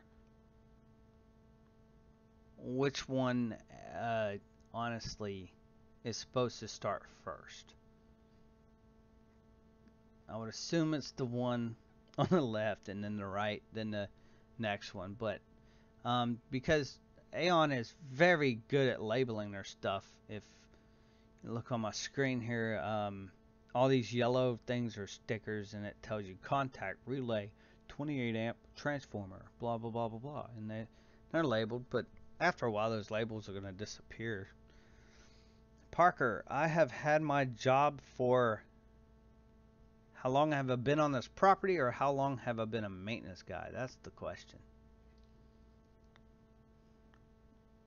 Don't worry. I answer both of them. Don't worry. I used to be a security guard on this property for 5 years. I've had my maintenance job now for 4 years, which brings it up to a total of 9 years I've been on the property. While I was a security guard, what got me hired into maintenance is I did maintenance stuff while I did my security job. I would go up there, replace a capacitor or something, and then go back to the front desk and act like nothing happened, and you know, yeah. So, yep, been on the property for a long time.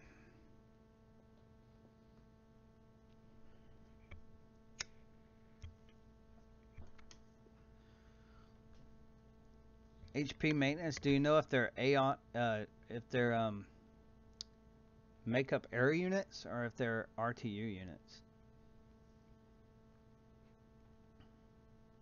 We had three MAUs on the property, and they're all in our CB facility, our memory care facility, which is where this video right here behind me was taken. The ones with the little heat wells in them, those are MAUs. Or air makeup units, or makeup air units. They pull 100%.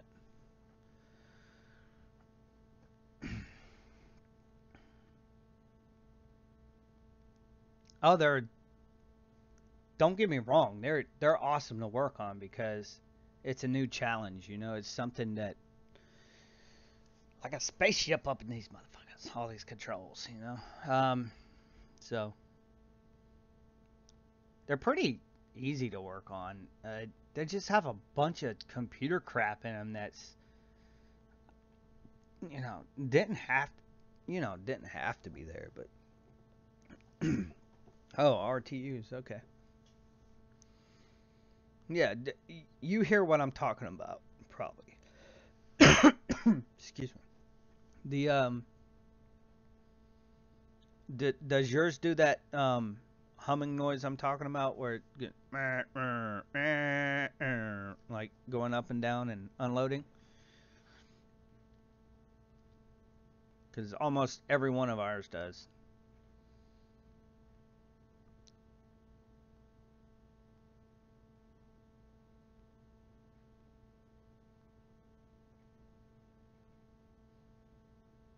Yeah, our 60 ton, I can actually walk around in that damn thing. uh,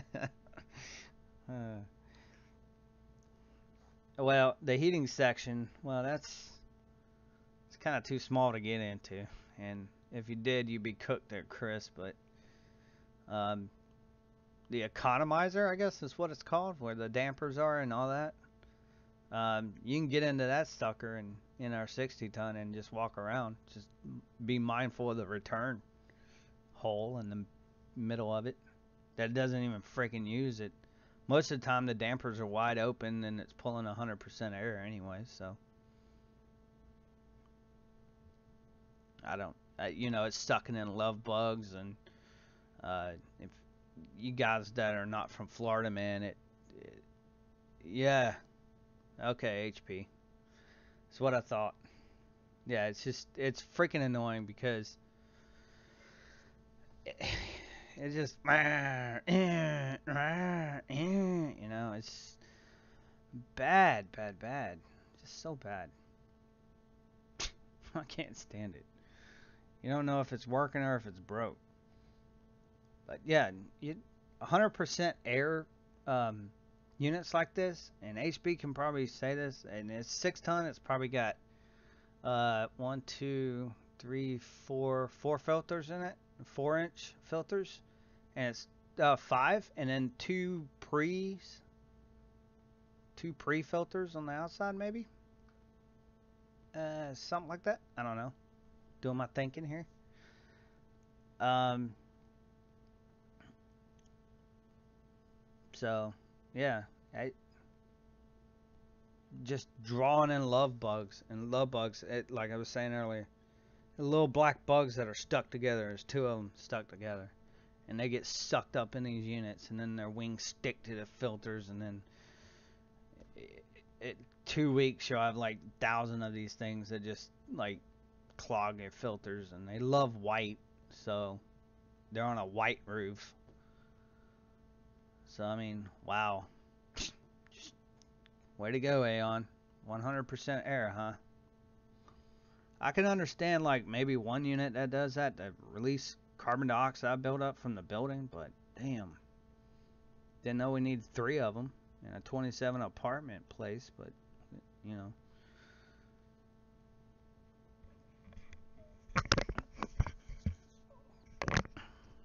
Yeah, I start wearing headphones. That way I can play Let's Do the Fork in the Garbage Disposal. 24/7. 10 hours of it. That way I get to a work day of just let's do the fork in the garbage disposal. Pornhub. Sure. Everybody, let's go to Pornhub. Let's do it.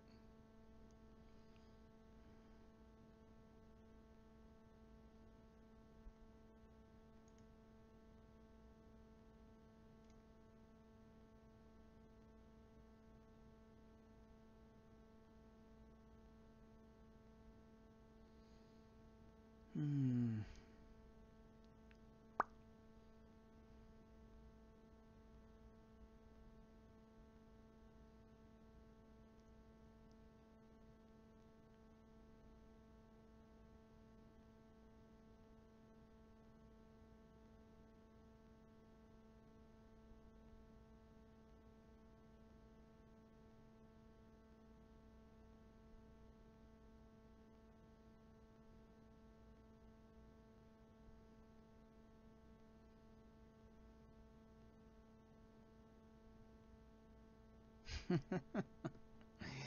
Oh, shit.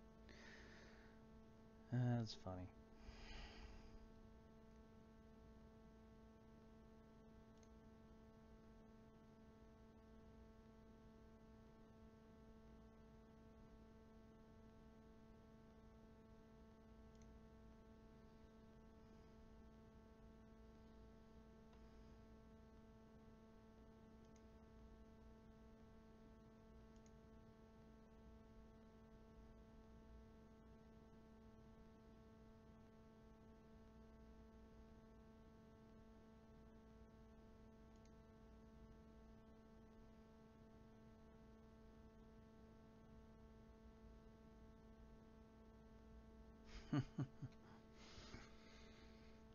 Hmm. Caution.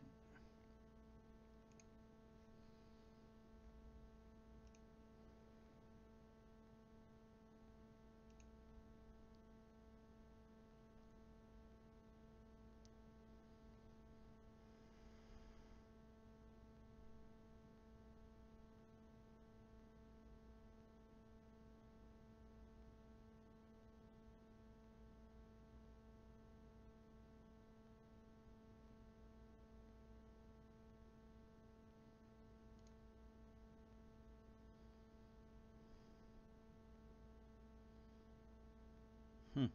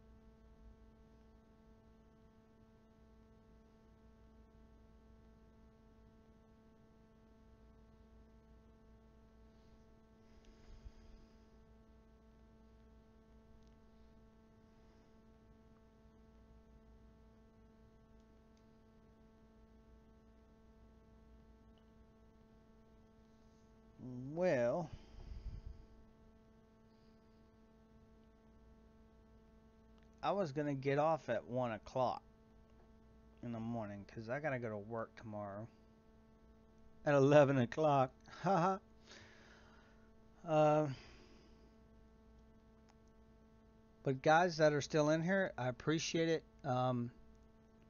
Thank you for joining and hanging out with me. Or this wasn't really a hangout; it's kind of a live stream, but uh, um, Parker, ICP carriers.